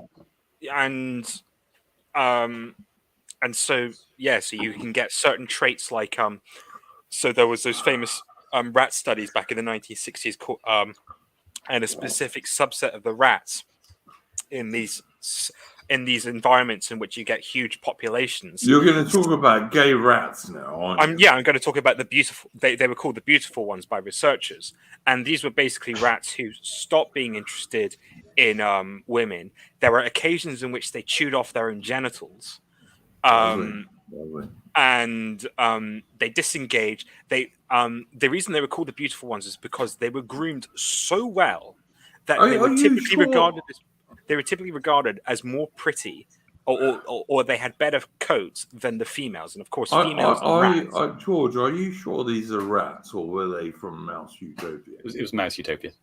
I think it was Mouse Utopia myself. The Mouse Utopia used rats. I thought they used I thought they used mice. I'm pretty sure they used rats. I might be wrong on that, but I'm pretty sure they used rats. It doesn't matter. It doesn't particularly matter, but the reason why you would use rats is because rats are actually quite intelligent. They are considerably more intelligent than mice, and they actually display a lot of social behavior that's quite reticent of. I was pretty sure it was mice, but they started with rats and moved to mice, apparently. Yeah, but rats might have been a bit too intelligent for the scientists, I suspect. No, it's not a degree of intelligence.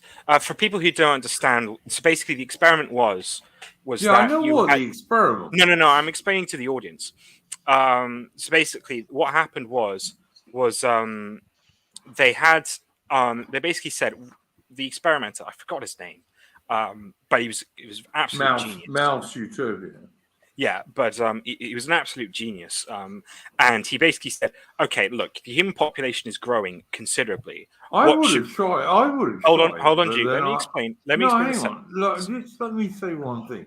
I would have shot him just because I didn't like that sort of stuff. But all right. Okay.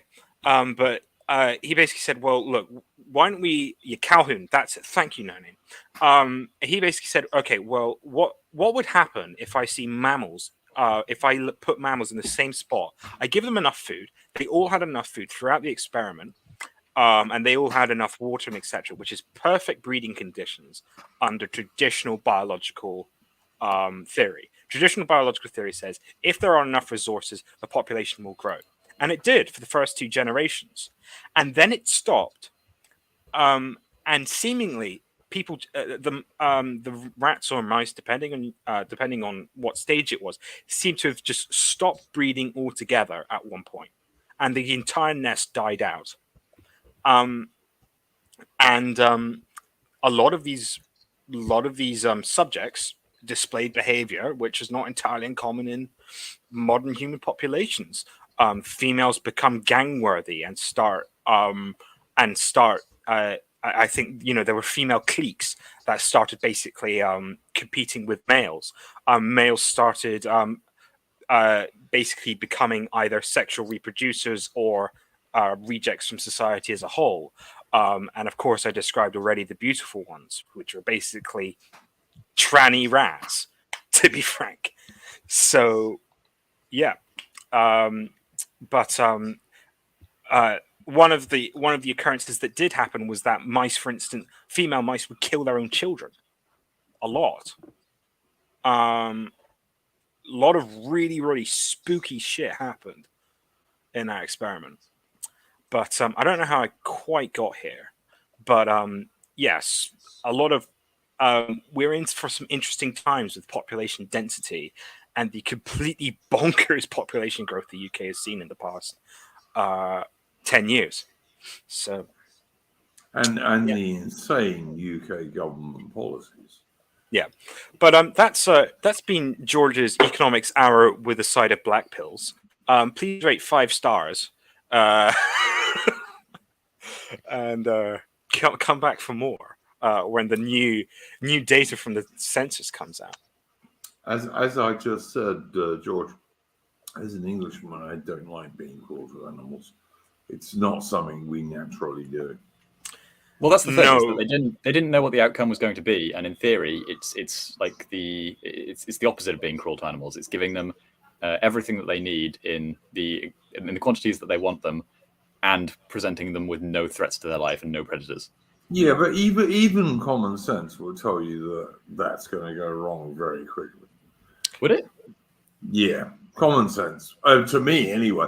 But I'm a conservative, you see. I'm not a lefty. I don't think in the perfection of people or the perfection of anything. To me, it provides too much to anything and everything's going to go wrong. This experiment was done in the 1960s, and no one had really any strong idea. Because I mean, even in the West, I mean, there are still people who remembered the Industrial Revolution and how pretty bad that was. Because the Industrial Revolution, in some ways, because the Industrial Revolution, good in other ways, good in a lot of ways, but it did kind of suck for a lot of people. But it also enabled a lot of people to get ahead. Like if they were skilled artisans, it enabled those people. There were skilled artisans in the late this is a sidetrack. No, hang on. There were skilled artisans in the late 18th and early 20th century whose sons became officers in the British Army or the Royal Navy, for example. Sure, but that's a sidetrack. What I was trying to point out is that when this experiment came out, there was no obvious reason to say, actually, this is a bad idea. Because the only actual evidence that people had, quote evidence that people had supplied had been things like Oswald Spengler, who had said society's going to collapse. But no one had actually produced any data to prove that yet. Mass Utopia was actually, there was no reason to suspect it would have gone bad. It just did go bad. And the general consensus was that, if anything, the opposite was true, and that bad outcomes were a result of being deprived in various ways, See, rather than being like overprovided. All right, Rupert and George, all I would say to you is this. To me, common sense would say that if you were going to provide any sort of society with an overabundance of everything, it's going to get fucked. And like, if you want the proof of that, then look at the West now. So what's the issue with testing the hypothesis? No, all right, test the hypothesis if you want. I'm not sure that what mice and rats do is the same as humans, but yeah, I'm sure there's. I mean, we purge lots of animal species from the United Kingdom, like from the land. I'm not really sure I buy this idea that we're innately, good to animals. I mean, if you're against animal cruelty, all right. Hang on. No, I'm going to absolutely reply to this. Adam, what nation had the most absolutely strict animal welfare rules in, say, 2000? Are you against personally animal cruelty? Yes. So how are you going to deal with the leftists? Well, they're animals, so I'll be cruel to them. You literally just contradicted yourself. No, actually, I'm against animal cruelty, except leftists who are also animals who I will be cruel. No, actually, the leftists are less than animals, so I'll be cruel. But yeah, look, I will save my dog before any leftists. All right. So no, and if you look, go back to about, I don't know, 2000, 1990, the most strict animal welfare laws in the world were in Britain. I mean, so the thing I would say to this is that, like, I do agree in many regards that British society is quite kind. So, for instance, I think the classic example is things like foie gras is not. Yeah, totally illegal, and so it should be. I'd sooner stuff shit down Frenchmen's throats. On the inverse, however,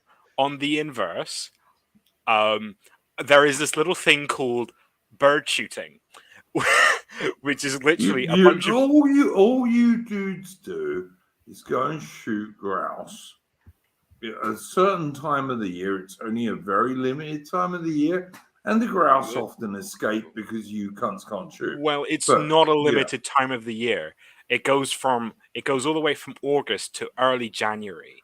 So it is a limited time of the year. Thank you. Sure, but and the basic principle behind it is you get a bunch. You lure the birds. I know what you do. Well, you're not the only person in the bloody stream, mate.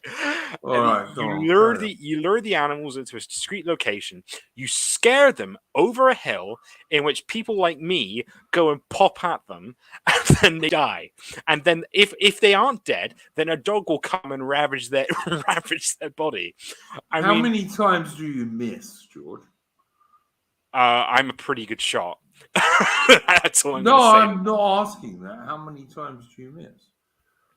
I mean, it depends how distant the bird is, and it depends what sort of day it is. Yeah, but I mean, normally, I mean, if I've got my familiar 210, I'll probably hit about 80% of them. So you miss at least 20%. Yeah, I would say. So on a bad day, you probably miss 30%. Sure. There you go. Fine. You're not killing all of them. You're only killing. It's not all of them, bro. I mean, when you do kill them with like a shotgun, like the things you're shooting are little tiny birds, so like, or small birds anyway. So like they're pretty dead. They're as big as duckbills and pheasants. I mean, what I would say is that, like, I mean, I've had my ethical thoughts about it in the past, but my basic conclusion is it's just a tradition. It's what people in my part of the world have been doing for 200 years at minimum. It's a tradition, I know. But it is. If I was you, mate, I'd occasionally miss. If I was you, I would occasionally deliberately miss. Yeah, but you're a Because- saboteur, so you know. No, what I just like small animals, you know. But what I would say is that, you know, I would, you know, it's it is quite a cruel sport from a certain perspective, and same for fox hunting. Same for fox hunting. Fox hunting is brutal, but I mean, to be honest, people have been doing it for hundreds of years. I think I think it's good for the community as a whole. So I'm actually like, yeah, sure, why not? I mean, it's only a bloody fox. It's not human or anything, so why not? All right. First of all, I'd say that like filling a grouse full of a load of buckshot is going to kill it. So that's not that cruel. Fox hunting, yeah, you're right. I hate cubbing. I detest it. Yeah, it's because you're basically a leftist. No, I'm not. You're a saboteur. Yeah, adamant. I was known amongst all these lefty little girls as the fascist hunt saboteur. Yeah, well, that doesn't really mean much, does it? I mean, the leftists call someone a Nazi. They call me the fascist hunt saboteur. Mate, Don't worry, unknown civilian. The fascist hunt saboteur is here to save you. Mate, all right, you can laugh. You guys can laugh. I used to go on these things, and I used to wear my British Army combat jacket with my Union Jack on the sleeve. Prick. No. But I do things like pull some huntsman off his horse because he tried to hit me with his riding crop. But I mean, you know, that was just me. I mean, you know, I didn't say anything really. I just said, "You're gonna hit me, cunt." No, you're not. Right, but like me, you eat meat, I assume. I hope. Of course I do. I hope. Right, God willing. Right, but I don't understand this idea. I do. I don't understand this idea that like a chicken or a cow has less right to life than a fox or a grouse. I mean, at least the fox gets to actually live in the wild. Yeah, I agree. Look. I do. You know what? Would I do it now? You gotta understand. This was like me at like 20, so I'm slightly different to what I was, but I still hate cruelty to animals. I really don't like it. Cruelty to humans, I don't care about at all. Because like humans are violent. Humans are absolutely You violent. literally sound like a Redditor. No. I hang on. You gotta get something right. I'm never cruel to women or children, but cruelty to blokes, I don't give a shit, mate. Is it cool enough for you to wear your fedora out there yet? I've never had a fedora. I will buy you one. Don't, because I won't wear it. Should we make Duke a Reddit account? I do. And subscribe into r/misanthropy. Hang on. I do wear a Panama hat most of the time. Oh. I do wear a Panama most of the time. But no, I just don't like being cruel to animals. It's not a big deal to me. I used to have to shoot antelopes for my African troops in the South African Defence Force. Didn't like it. Really didn't like it. I used to have to try and find one antelope that was not female and didn't have a baby. Because if you kill a female that does have a baby, the baby's going to starve to death. So I used to have to find one of them and then blow it away in the brain. And hopefully with one shot. I didn't like it. I'm sorry, I didn't. But I used to shoot SWAPO guys, Southwest African People's Organization, which was a commie lot. I didn't care about killing those cunts at all. Because they had rifles and could shoot back. You understand? But I don't accept this idea that it's innately British to not be cruel to animals. I think it's more nuanced than that. Let me go back. I've got to go back here, Adam. Go back to I don't know, you could go back to like 1900. You could certainly go back to 1960, or you could go back to 1990, but you actually could go back to 1900. And the most advanced anti-animal cruelty laws in the world were British.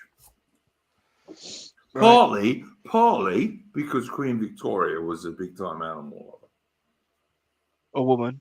Yeah. Okay. That's all right. That's okay. There's nothing wrong with that. You know, that's a good thing about women. When women are kind to animals, like, you know, I meet this slut occasionally Hey, it's George. where I live. I go and meet this slut occasionally, and she's kind of my dog. It's partly why I like her. It's partly why I like her. Mm. Well, so like, And okay, so there's nothing bad about women being kind to animals. I mean, what I would say, just sorry, Adamant, is like there are perfectly good historical examples of. But I mean, it's less. I mean, we don't know as much about it in the Scottish records, but I'm sure it happens. But in the English records, I mean, bear baiting and cockfighting and all that shit, pretty bloody common.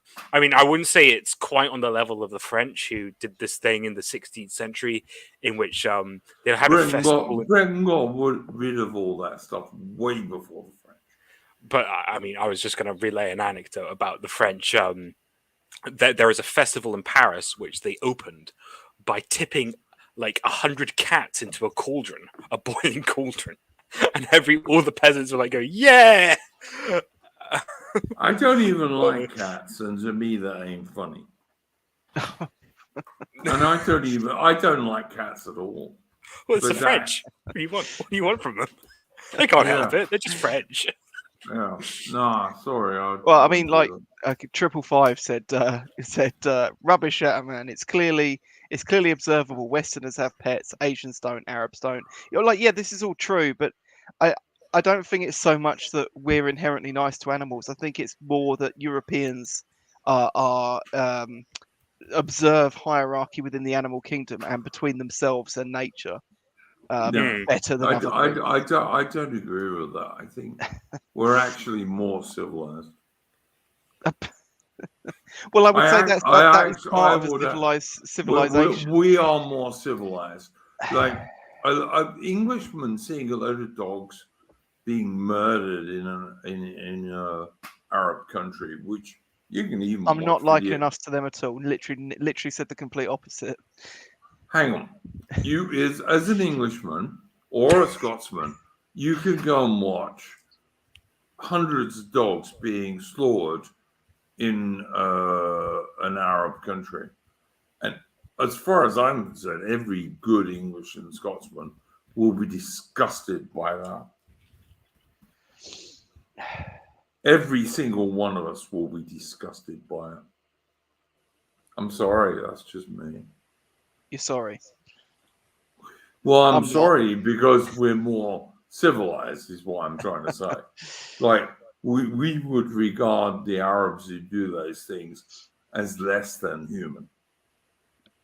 But anyway, the only case I was going to make is that British culture, that there is elements of being nice to animals, sure, but there's also, I can think of plenty of examples of us not so nice. And in some instances, I actually think it's justified. Like, honestly, I don't give a fig about foxes. And I don't give a fig about pheasants either. So I'll keep blasting them all day until the government inevitably. I don't care about foxes or pheasants enough to argue with you, George. Okay, here's a question: do you care about ducks? I like all animals, really. You just said that you don't care about foxes or pheasants. No, I care. I just said I don't care about them enough to argue with you. Okay, not the same thing. Do you care about ducks enough to argue? I like ducks. It's not an argument. It's not what I'm asking you, Duke. All right, let me give it to you for the third time. I don't care about foxes and pheasants and ducks enough to argue with you. Okay, so you're okay with frogua? No, I'm not. I hate it. No, absolutely no. That's vile. I'd sooner eat Frenchman than foie gras. I mean, what I would say is that, like, I don't think it. I don't think You it's asked me what I thought. You didn't ask me what the truth is. Well, I mean, I'm sort of indifferent on. I'm sort of indifferent on. Because it's about trying to find your consistency. But foie gras, all right? Fuck foie gras. I mean, I'm kind of with you, because it's kind of like it's the same thing with like the Continentals eating horses or veal. But like, I mean, in Britain you don't eat horses or veal. Like, that's just exactly right. Look, but I mean, we still have our own cruelty. Hang on, George. Veal in England, like real veal, which is kept in like veal crates where they never see the light of day and then they kill. Nah, I would not. I detest that, and it's illegal in UK, I believe. Can I just a second? Hound of Ulster, I do not eat halal meat. I would sooner perish from this earth than eat halal meat. And it's not simply because I think it's unbelievably cruel, but it's the idea that I would fucking cuck to how another culture eats their meat. Absolute anathema. Okay, 100%. George, 100% agree. Fuck that. 100%. I don't need to have an imam pray over an animal being fucking bled to death to know that a fucking pork chop is yummy. Okay, 100%, man. 100%. Bullshit. Yeah, no, I totally agree with you there, George. But yeah, I mean, good luck finding a hard foie gras should be banned as far as I'm concerned. Veal, in the sense of French veal, which is like little baby cows kept in the dark for 6 months before they're killed, I would ban that. Eating horses, I would absolutely ban that, because horses are our friends. French eat fucking horses, which proves they're not civilized. And also dogs, which the Chinese regularly eat. I'm sorry, I'd kill all those cunts. I'd sooner eat a Chinaman than a dog. So Hound also says, "See, George loves animals really." Like, here's the thing: like, I differentiate between a fox and a dog, or a cat and a pheasant. Like, George is not a bad man. That's why he's my friend. He's not a bad man. I mean, put it this way: we had to put down a dog recently, and we also lost the cat to roadkill, and I was pretty devastated about both of those losses because I like both of those creatures. However, in my part of Scotland, it is basically a ubiquitous thing to see pheasants being ran over, and I don't give a fig about it. I think it was good riddance. I think pheasants are stupid creatures, and I will eat them all day, every day, because they're just not important. See, I'll eat a pheasant, but I don't hate them, for God's sake. They're just birds. I don't hate them. I just couldn't give a fig. They're just birds, you know? Yeah, so that's my position. I love my pets, but I'll eat, I'll eat anything that is not a pet breed. Right, and I don't consider animals pets. All right, let's come back again to what I said originally. In 1900, Britain, by far, had the most advanced animal welfare laws in the entire world. And since then, they've got worse because we've employed Muslims. Yeah, I mean, something that me and a friend of mine have talked about, because we both prefer to play the moderate end of extreme conservative politics, if that makes sense, is that we basically, because a lot of people like to talk about, oh yeah, we need a repatriation program, but we Which sort of we do. spitballed. We've sort of spitballed that it's like, well, what if you just ban halal? What would that do? I mean, I'm not going to give you the totally answer to support. that. But like, if you did ban halal, what would happen? I would ban halal, and I would also ban the Jewish thing at the same time. And I would say, nah, Britain, Christian country, mate, no more.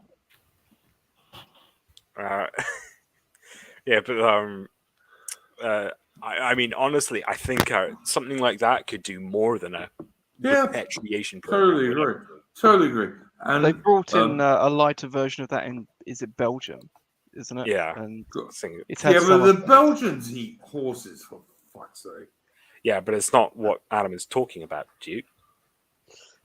No, all I was trying to point out, like, let me think now. When I was in UK last, when I lived in UK last, in the 90s, they were trying to export a load of little girls' ponies whose parents could no longer pay for them to go and be horsemen in Belgium, and we managed to stop them going there. Because horses are human friends, like dogs, and you don't eat them. Like, eating horses is almost the same as like being a cannibal. I'm just reading this. I just looked it up, and there's this hilarious article by GQ magazine, which more often than not will publish about vegetarianism being great. And the article's headline goes, "Belgium's kosher and halal ban is another win for Europe's right-wing extremists." I mean, what do you want? Well, I'd really like a halal and kosher ban all over Europe. I'd support that. I don't think kosher is half as bad as halal, but that's just me being I think it's philo-Semite. fairly similar, to be honest with you. I'm just a philo-Semite. Yeah, it's not as bad, but yeah, let's ban that too anyway.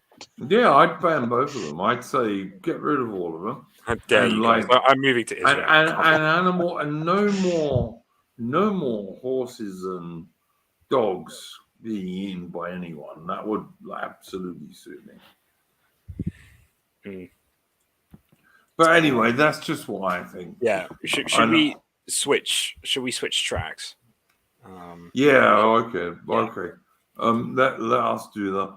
Listen, I'm all I was trying to say to you guys, and I don't even think George disagrees with me, is that actually Britain had the best animal welfare laws in the world, like until quite recently when they were lowered.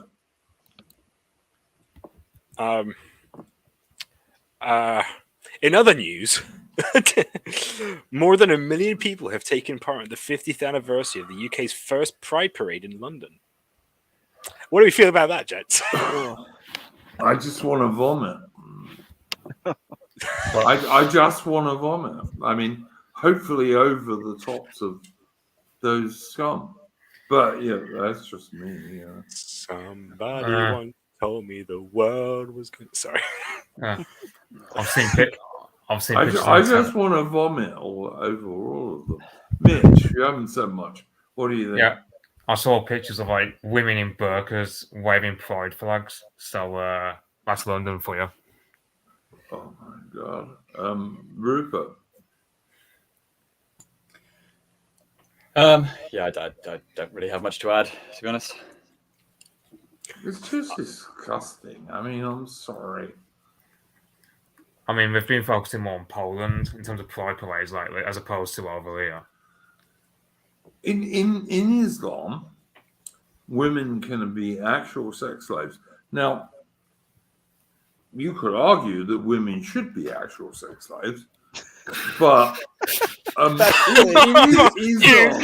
why would you say that? What is wrong with you? Because it's true, but I'm always honest, all right? But Duke is a real advocate of white Sharia. I know I'm not. No, I'm not. No.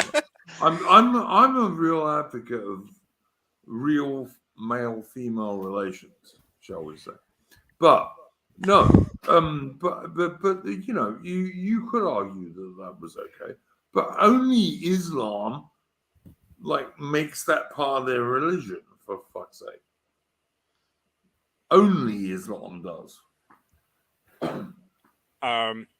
Well, I mean, what I was going to say about this was that I'm currently staying with my mum at the moment, and she said, she arrived late, and she's like, "Oh, sorry, I was stuck in traffic because of a Pride parade," and I was like, "I thought Pride was last month," and she's like, "No, it's this month," so I had to look it up. Yeah, they extended it, haven't they? No, apparently last month was America's Pride Parade, and this month is the UK's. Oh, lovely! But the thing is that the alphabet community over here celebrate both. This is like hooray for gays in America, and it's hooray for gays here. Fabulous. You know what? Next month, next year rather, I'm looking forward to Pride Quarter. The Pride Financial Quarter.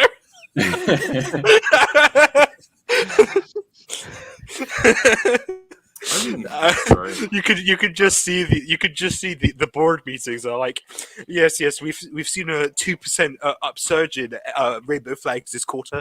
This is very good, well done, team, and everyone like gives themselves a round of applause. That's so great. I mean, let's all support people who can't reproduce.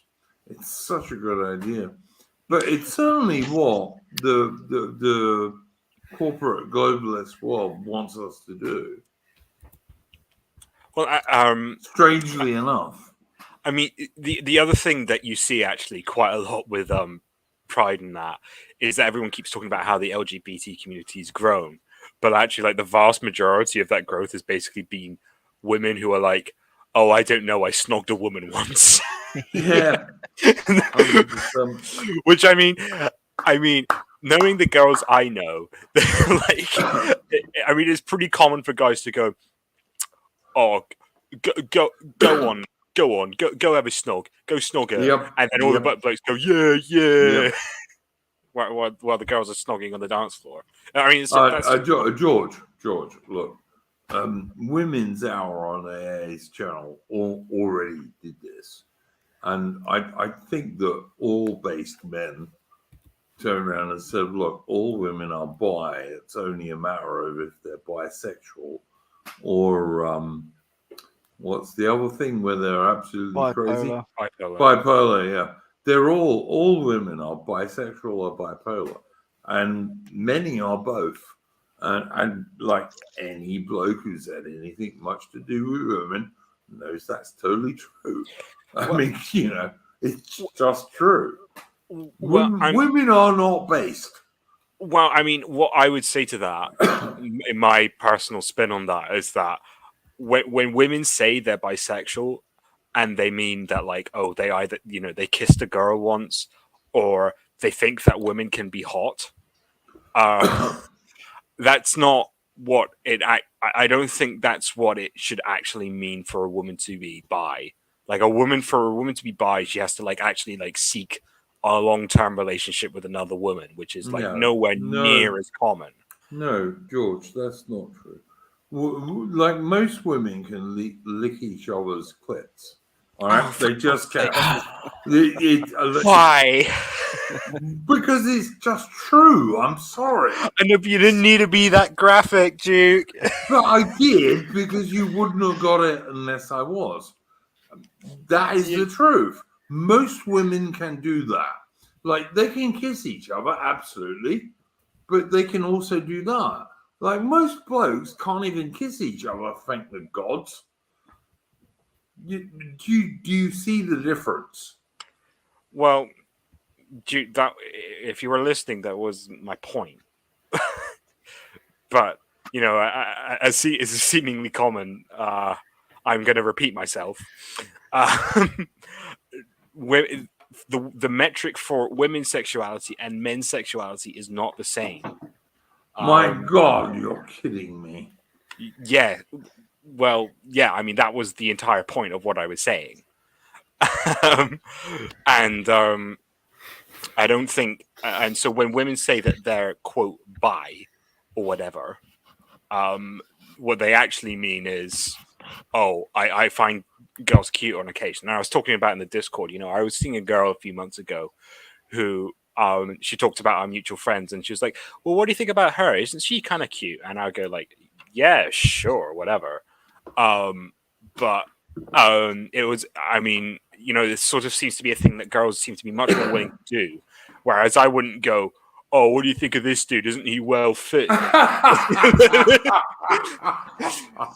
Like, there's just not something blokes do. No man would ever do that. Yeah, because I think women and men are just different in how they experience the opposite sex and sex in general. So, like, that's and like my point was that the quote growth in LGBT is actually basically a bunch of women who are like, oh, well, LGBT is kind of trendy, and I kissed a girl once, so I guess I'm LGBT. Okay, that was kind of what I was trying to say, except I don't know, let me think. Like, I'm 57, I'm an old cunt, all right? I've known a lot of girls in my life. I'd say 75% of women can do bi stuff really easily. And I mean serious bi stuff, not just kiss. And if you don't know that, then you're not understanding women. And as a man, you're going to suffer. You need to understand that that's what women are like. They just are. Mm. But anyway, I want to have yet another woman round. So I kind of regret bringing up the price thing now. Does anyone else have anything to say? No. Yeah. I don't know if this is a era where never your economic spurgery is done over. I'm just going to spurge about the Ukrainian war now. Yeah, go on, Midge. Go on, son. Go on. Spur about the Ukrainian war. How much the Russians are winning, because they bloody well are. Obviously. Well, this chance has been taken, and I don't know how many Ukrainian prisoners are going to get taken. What else? They're bombarding Kharkov a lot, which might mean they might do some sort of offensive there. Given that's probably what they'll do after Donbass is sorted. Go after Kharkov, then go after Nikolaev, then Odessa, and then just landlock the place till Zelensky quits. I do want the Russians to take Odessa. If they take Odessa and they get rid of all Ukrainians' Black Sea coast, that would be cool. Yeah, I mean, I can just imagine the amount of like Russian side. I'm just shit past a bit Novorossiya. The only thing is, Nikolaev is in a really awkward position because it's on a peninsula next to a really wide river. Next to Nikolaev is up this bridge that goes across a bug river, really wide river. So you can't exactly do a pontoon bridge. You have to capture that bridge intact. So yeah, the Russians have got to go around that, Mitch, for sure. Yeah, but you'd have to take Nikolaev to get to Odessa. You can't just do an amphibious landing around Nikolaev. You have to take it to facilitate. Like I said, they have to go around it. Yeah, sure, but what are the chances that the Ukrainians will blow it as soon as the first Russian steps foot near? They Nikolaev? will. They will if they cross there. But like, if the Russians can cross a bit north of there, then the Ukrainians are going to be fucked. And good, because Ukraine is a shithole. But yeah. Sure, but that would end, like, let's say they could ford a place, but you're talking like 50 miles north of Nikolaev. It means extending the front line though, which, considering that Russia's outnumbered in the Ukraine, not exactly a great situation to be in. And, they want to steamroll to Odessa, let's say, in the scenario after they've taken over Donbass and Kharkov. Odessa's already fortified. You want to be there ASAP, so you'll take Nikolaev. But the problem is, you're taking it for the bridge.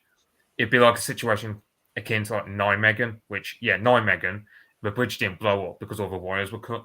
Well, the chances of that replicated in Nikolaev, Yeah, Well, I think the problem is that you're kind of assuming that Ukraine is going to be able to maintain the same level of combat effectiveness going forward into the future. Whereas I think probably point. by the time you get past, assuming they attack all the targets in the kind of order that you're talking about, probably after the Kharkov stage, Ukraine is probably not going to have that much in terms of material that's able to throw at the situation anymore. Yeah, I mean, that's true when you think of areas like the Donbass and Kharkov and Nikolaev. The people who haven't left will be people who are more pro-Russian.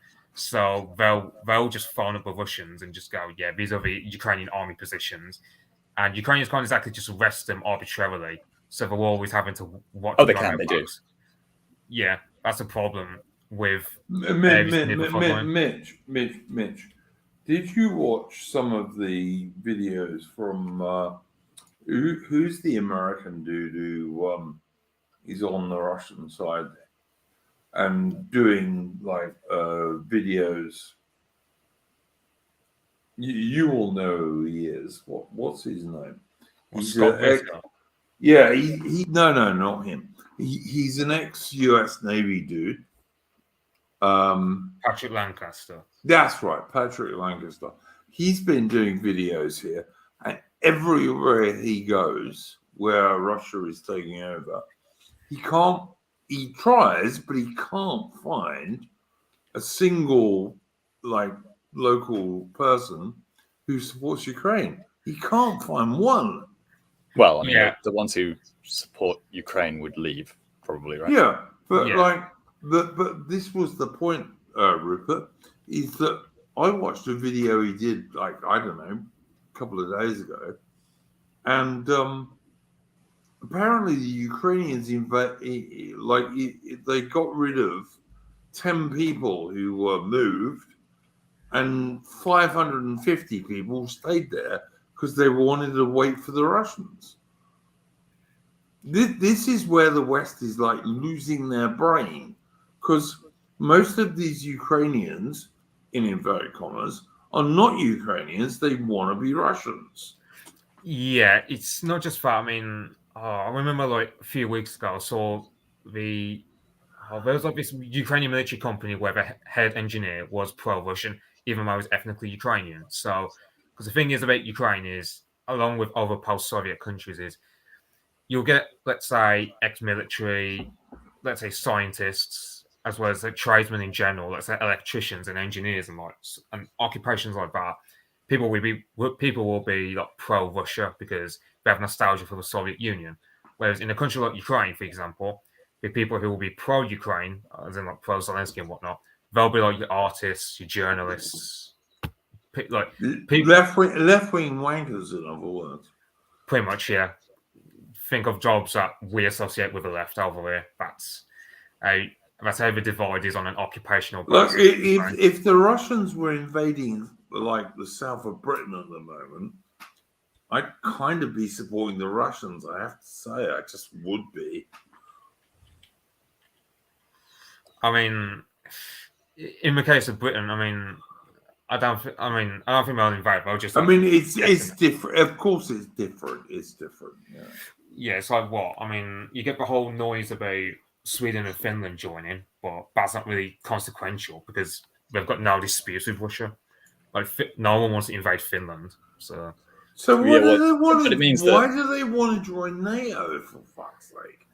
It's being in the Westerners Club, but Finland is probably more consequential to Russia because that's quite a long border and a very militarized population that Russia now has to worry about. And as I recall, a good number of their nuclear launch sites are located up in the Karelian Peninsula. They'll have to move them back 50 miles, for God's sake. Maybe, or alternatively, the much worse option, which I can't necessarily envision, it seems unlikely, but it's definitely possible, is that Finland just becomes a much more of a hair trigger target for if anything were to happen with NATO. How can the West carry on with this shit when the British Army was just being cut from 80,000 with far, far too many women to 70,000 with far, far too many women. How can we carry on with this and pretend it's real? Like the thing about Finland is, I've heard rumors that even when we're gonna, even let's say they join NATO, which I've heard apparently Finland said they won't deport anyone who's a Finnish citizen, which might be problematic if, say, Turkey says deport these people who are Kurdish from No, the they already country. agreed that. Yeah, the thing is, like Finland have reiterated by saying we're not going to deport people who are citizens of their country. They'll happily deport the Kurds who are not citizens. But let's say, for argument's sake, there's one Kurd who's a Finnish citizen. It'd be tricky in that situation. But yeah, let's say they join NATO. I've heard rumours that NATO has actually excluded them from nuclear. Like the Germans and the French don't want Finland to be nuclear. I mean, that doesn't matter. That makes no difference. No. Yeah. The point is that it's a massive new front that Russia would have to worry about and potentially garrison in the future. Or alternatively, they just write it off as something that would be too costly, too like prohibitively costly to maintain too much of a presence on, and just treat it as like a high value nuclear target if anything were to happen. Yeah, which doesn't benefit anyone. That's terrible. But if the West, in inverted commas, gets in a nuclear war with Russia, we're all going to lose. Everyone's going to die. There is no way of fighting a good nuclear war that one side or the other can win. We'll all die. And the thing that scares me a bit is that when you look at the globalist wankers, like, all the globalist wankers that we've heard about in the last, 3 or 4 years, they all want a much lower human population. So maybe they don't care, because you can bet your life that all the political leaders will be in nuclear-proof bunkers. I mean, it's also possibly just as likely that the 30 or so years has just made them retarded on this issue. They just don't treat it as a proper possibility anymore. Well, yeah, I mean, the last movie about nuclear annihilation was Threads, and that came out in 1984, I think. If anyone hasn't seen Threads, actually, it's a very good film to see, because it's about how ordinary people would realistically I mean, it was created by the band The Bomb Movement, but it is quite realistic in how nuclear weapons are pretty ghastly creations. I mean, don't get me wrong. No, very few of us would survive. Yeah, I mean, the only winners in a nuclear war is probably Switzerland, because they can house all their population underground and will be able to conquer the earth, but after in 50 years' time. But apart from that, we do not want a nuclear war. That's just. Oof. It used to be called MAD, mutually assured destruction. Assured destruction, absolutely. And it was correct. That's what it was. Well, I mean, MAD is the doctrine.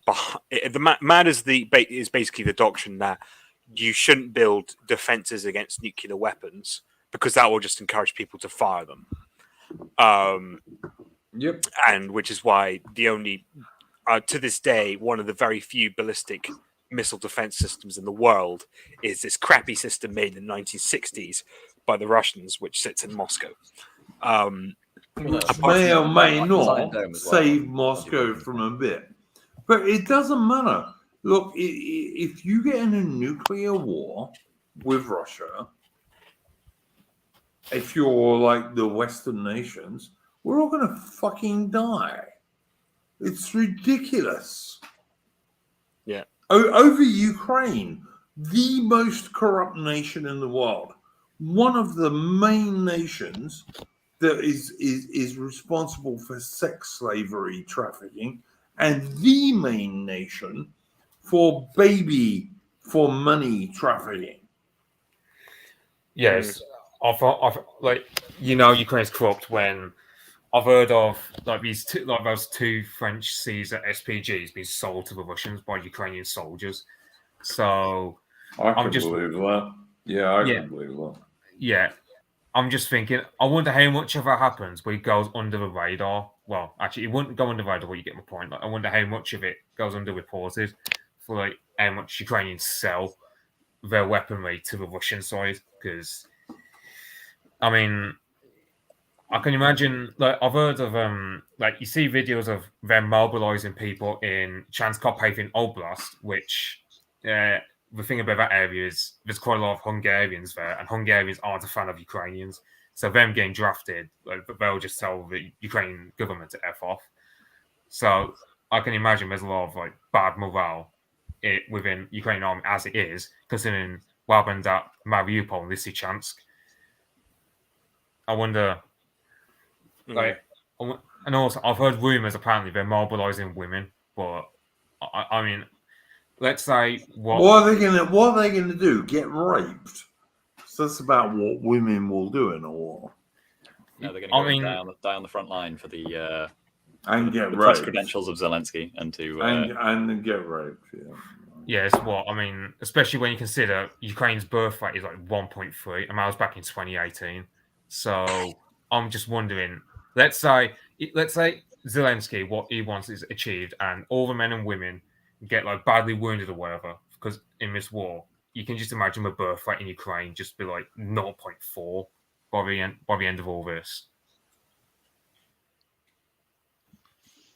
It's just nonsense. We can't win there. Ukraine has already bloody lost anyway. They've lost like 30% of their territory, with like over 60% of their industry. Ukraine has no chance of winning that war whatsoever. None. Yeah, it's what I mean. I've heard Zelensky has even conceded now that people are starting to lose interest in backing his side. Like in like the West, easy like Zelensky. You just got Zelensky saying, "Yeah, people started to lose interest because you know what attention spans are like here in the West. 3 months, and we want to move on to the next current thing, which is also, Mitch. Bear in mind, Ukraine asked for 500 tanks. Britain, at the moment, is aiming at 142 tanks. For God's sake. Yeah. Well, why don't we just give them all of them and then promise another 60? That sounds like a great idea. Yeah, just lie. Yeah, okay. I think that's a good plan. We should just lie. Print tanks. Tell the Bank of England to print some tanks and sell the printouts to Ukraine.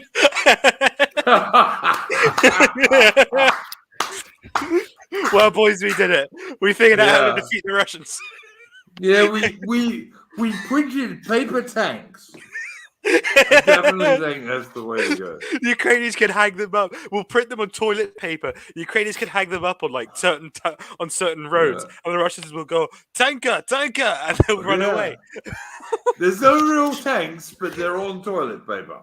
Yeah, I reckon that's the way to go. I do. Well Bank done, of George. England saves the day again. Yeah. No, the good guys win in the end. Globo Homer wins by printing tanks. You've just got to work out who the good guys are. It ain't us. But yeah, all right, fair enough. All right, guys. We've gone for 217 minutes. So I'm going to go around you chaps and ask you if you have anything to shill. And I know Rupert August does. Any last points you want to bring up? So, Rupert. Yes, I will be speaking at the Witan. That's the main thing. That's the UK event, guys, by the way. It is, So, yeah. It's going to be in the West Midlands, and if you go find, I think it's Shieldings is how you pronounce it. Either their website or their Twitter account, then you can find where to buy tickets. And Rupert will not be slagging off Don the Pleb, by the way. I'm going to avoid slagging off anyone if I can. Good. Mitch, anything you wanted to show or talk about? Nah, I haven't got anything to show now. No worries. Adam, You haven't said much for a long time. No, nothing from me. Not a problem. George? Not particularly. I'll probably be back when there's more census information because that's the main interesting thing at the moment. But yeah, I'll see you guys when I see you. Yeah, George, I'll be interested in that too because it's being released very strange. Yeah, and strangely and in little tiny bits. I wonder why. Makes me wonder. It really does. All right, dudes. Anybody else anything to say before we finish? Yeah. All right, gents. I will say before we go, I have a stream with Andy Nowicki, who is a former editor of the Affirmative Right website and one of the founders of the alt-right. Let me think. Emphasis on the former. Yeah, no, absolutely emphasis on the form. Look, he's fallen out a bit with Colin Liddell, and I've done, I don't know, 4 streams with Colin, and I've fallen out a bit with Colin for pretty much the same reasons, I suppose. I will do another stream with Colin after this, but Andy Nowicki was the former co-editor of the Affirmative Right website, and one of the founders of the alt-right before it became Nazi laughers and so on. And I've got a stream with him at 6 p.m. UK time on Monday, which is 3 a.m. Australian time, Eastern Australian time, on Tuesday. But that's because I think Andy thought I was in UK, which I'm not. But I'm not going to change it because it's not worth it. So anyway, we'll do that stream then. And on that note, I will play us out with a tune. Right, cheerio. All the best, fellows. Yeah. Go all, gents. Go all, gents.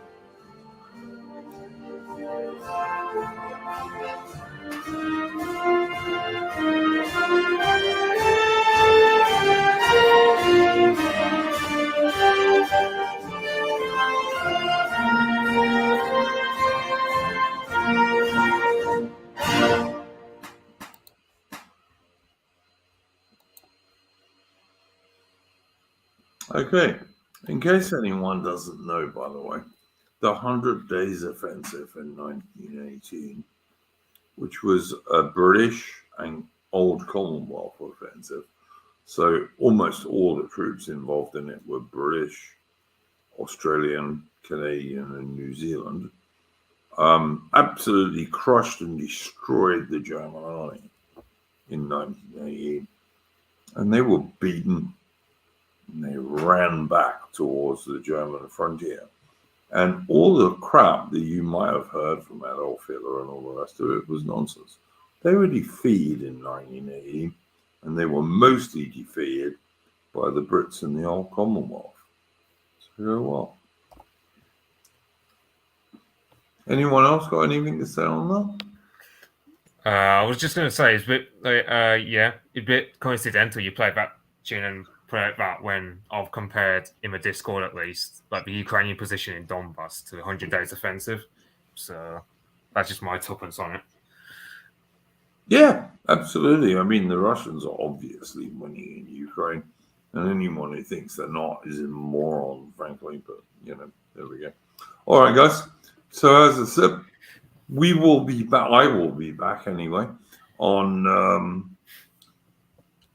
Tuesday morning, Australian time, which is Monday early evening, British time, for a stream with Andy Nowicki, who is an interesting guy. So come watch that. Go well, folks, and we'll see you soon. Good night, all. Cheerio.